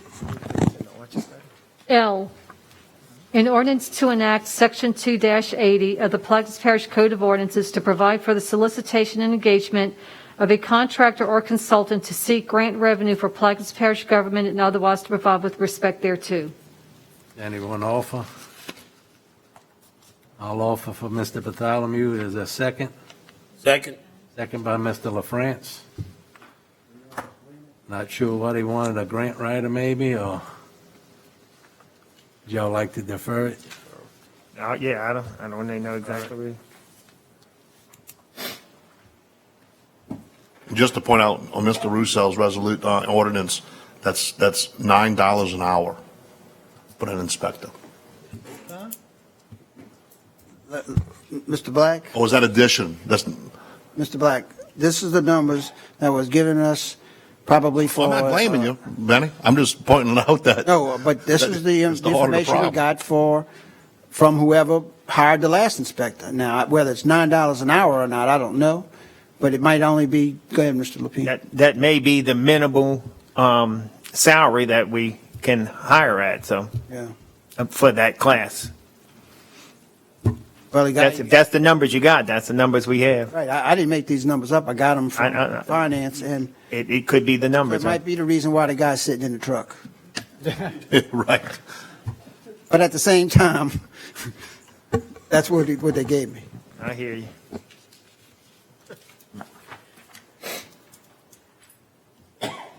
Nine M is being deferred. Number 10, approval of the minutes from the March 25th, 2021 regular meeting. Offered. Offered by Mr. LaFrance. Is there a second? Second by Mr. Alborough. Any questions from the council, administration, audience? Machines open.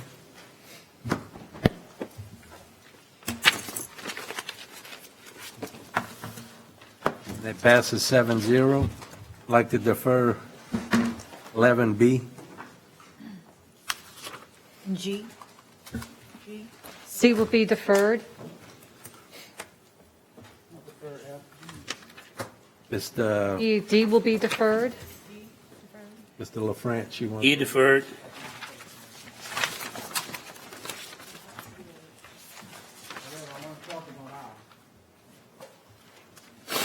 Are you doing anything on yours, Mr. Russell?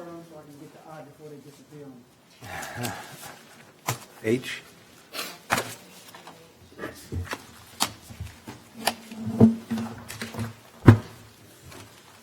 And we do have an email on H. Notice is hereby given that at its meeting to be held on Thursday, April 22nd at 3:00 p.m. at its regular meeting place, the Plaquemines Parish Courthouse Council Chambers, 18055 Highway 15, Pointe-a-la-Hache, Louisiana. The Plaquemines Parish Council plans to consider adopting one or more resolutions ordering and calling an election to be held in the parish of Plaquemines to authorize new ad valorem property taxes. Councilmember Konovich. The email Oh, you can read that email. is from Will Hildebrand, 116 Pie Street, Belle Chase. Mr. Konovich, how much money that the parish does not have does it cost to call for a special election for ad valorem taxes that the voters of this parish said no to in December of 2020? Vote no, Mr. I, discussion of the Veteran Affairs Office Space, Building 600, and swipe card access to PPG buildings. Councilmember Russell. Yes, I've been contacted by the Veterans Affairs group, and they are trying to understand their access to the building there. They used to have the employee. They've contacted the Veterans Affairs downtown, and they were told that they don't have a person assigned down here because they don't have access to the office anymore.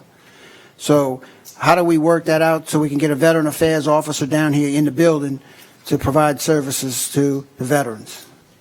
We have worked that out, Mr. Russo. When I came in 2019, we had a $20,000 bill from the VFW. So the Veteran Affairs. So we tried to figure out what that was. They left us and went to Marrero. They didn't have anybody to man here. So we navigated through that, the 20,000, and told them. Then they initiated a conversation to come back. We said, okay, you can come back, make sure that 20,000 is wiped up. We're not paying you. So we negotiated something. We set forth. Now I think that Mr. Black introduced the ordinance to put them back in there, and we're ready to go. Well, you talked to Mr. Richardson, because that's the one who asked me to put this on the agenda. I have not talked to Mr. John Richardson, but I can reach out to him. Well, Mr. Culver's been working with the Veterans Affairs to get through this issue. So Mr. Culver's been in touch with them. Did you Mr. Black, did we introduce that today? Should have. Yeah, so. It's space. We've been actually was working with the Veterans Affairs to figure out what was going on, what services were provided or not provided. All I know is we kept receiving a bill for $20,000, $30,000, and we said, look, there are certain requirements that you have to meet in order to be compensated for that. And so we've negotiated back and forth, and Mr. Black introduced the ordinance so that they can come back on parish grounds, provide assistance. It wasn't introduced? No. Go back to that item, please. I'll introduce it right now. Well, I didn't know that Mr. Black was involved in settling it, so I'll tell Mr. Richardson Well, to see Mr. Black. I was. Miss- I'll speak to Mr. Richardson. Mr. Lapine and Mr. Culver's been handling it. The only reason Mr. Black's involved is because it was in his district. So Mr. Culver gave Mr. Black the ordinance to introduce to have them come back on campus. I asked the question in response to that, what is this about? Because you had it on the agenda, and I never received a response from that. So with that said, if we go back to, Who'd you ask what that Bill was? Culver? Culver sent me an email with the If you called me, resolution. I'll tell you why I put it on the agenda. No, because Can we go? Culver emailed me. Can we go to 8, introductions? Wait, 1 second. I ain't finished. Okay. So I'm going to tell Mr. Richardson that this is being worked out. I'll be working on it. I'll give him a full explanation. All right, the second part of this is the access to the PPG buildings with our swipe card as individual council members. You said you were going to take care of that, giving us access to the buildings. I took care of that. Did you check? I hadn't been there yet, but I'll be there. I mean, when I'm standing in the rain next meeting, I'll let you know. I'm just checking to see if you did that already. Okay, thank you.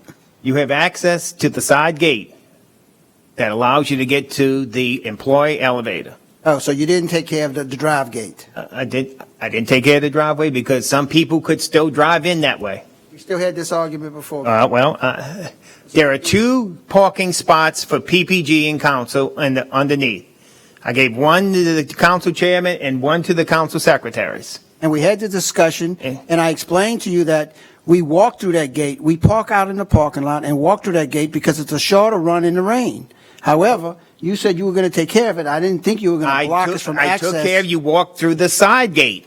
No, we had that when we were at our last meeting, Mr. Lapine.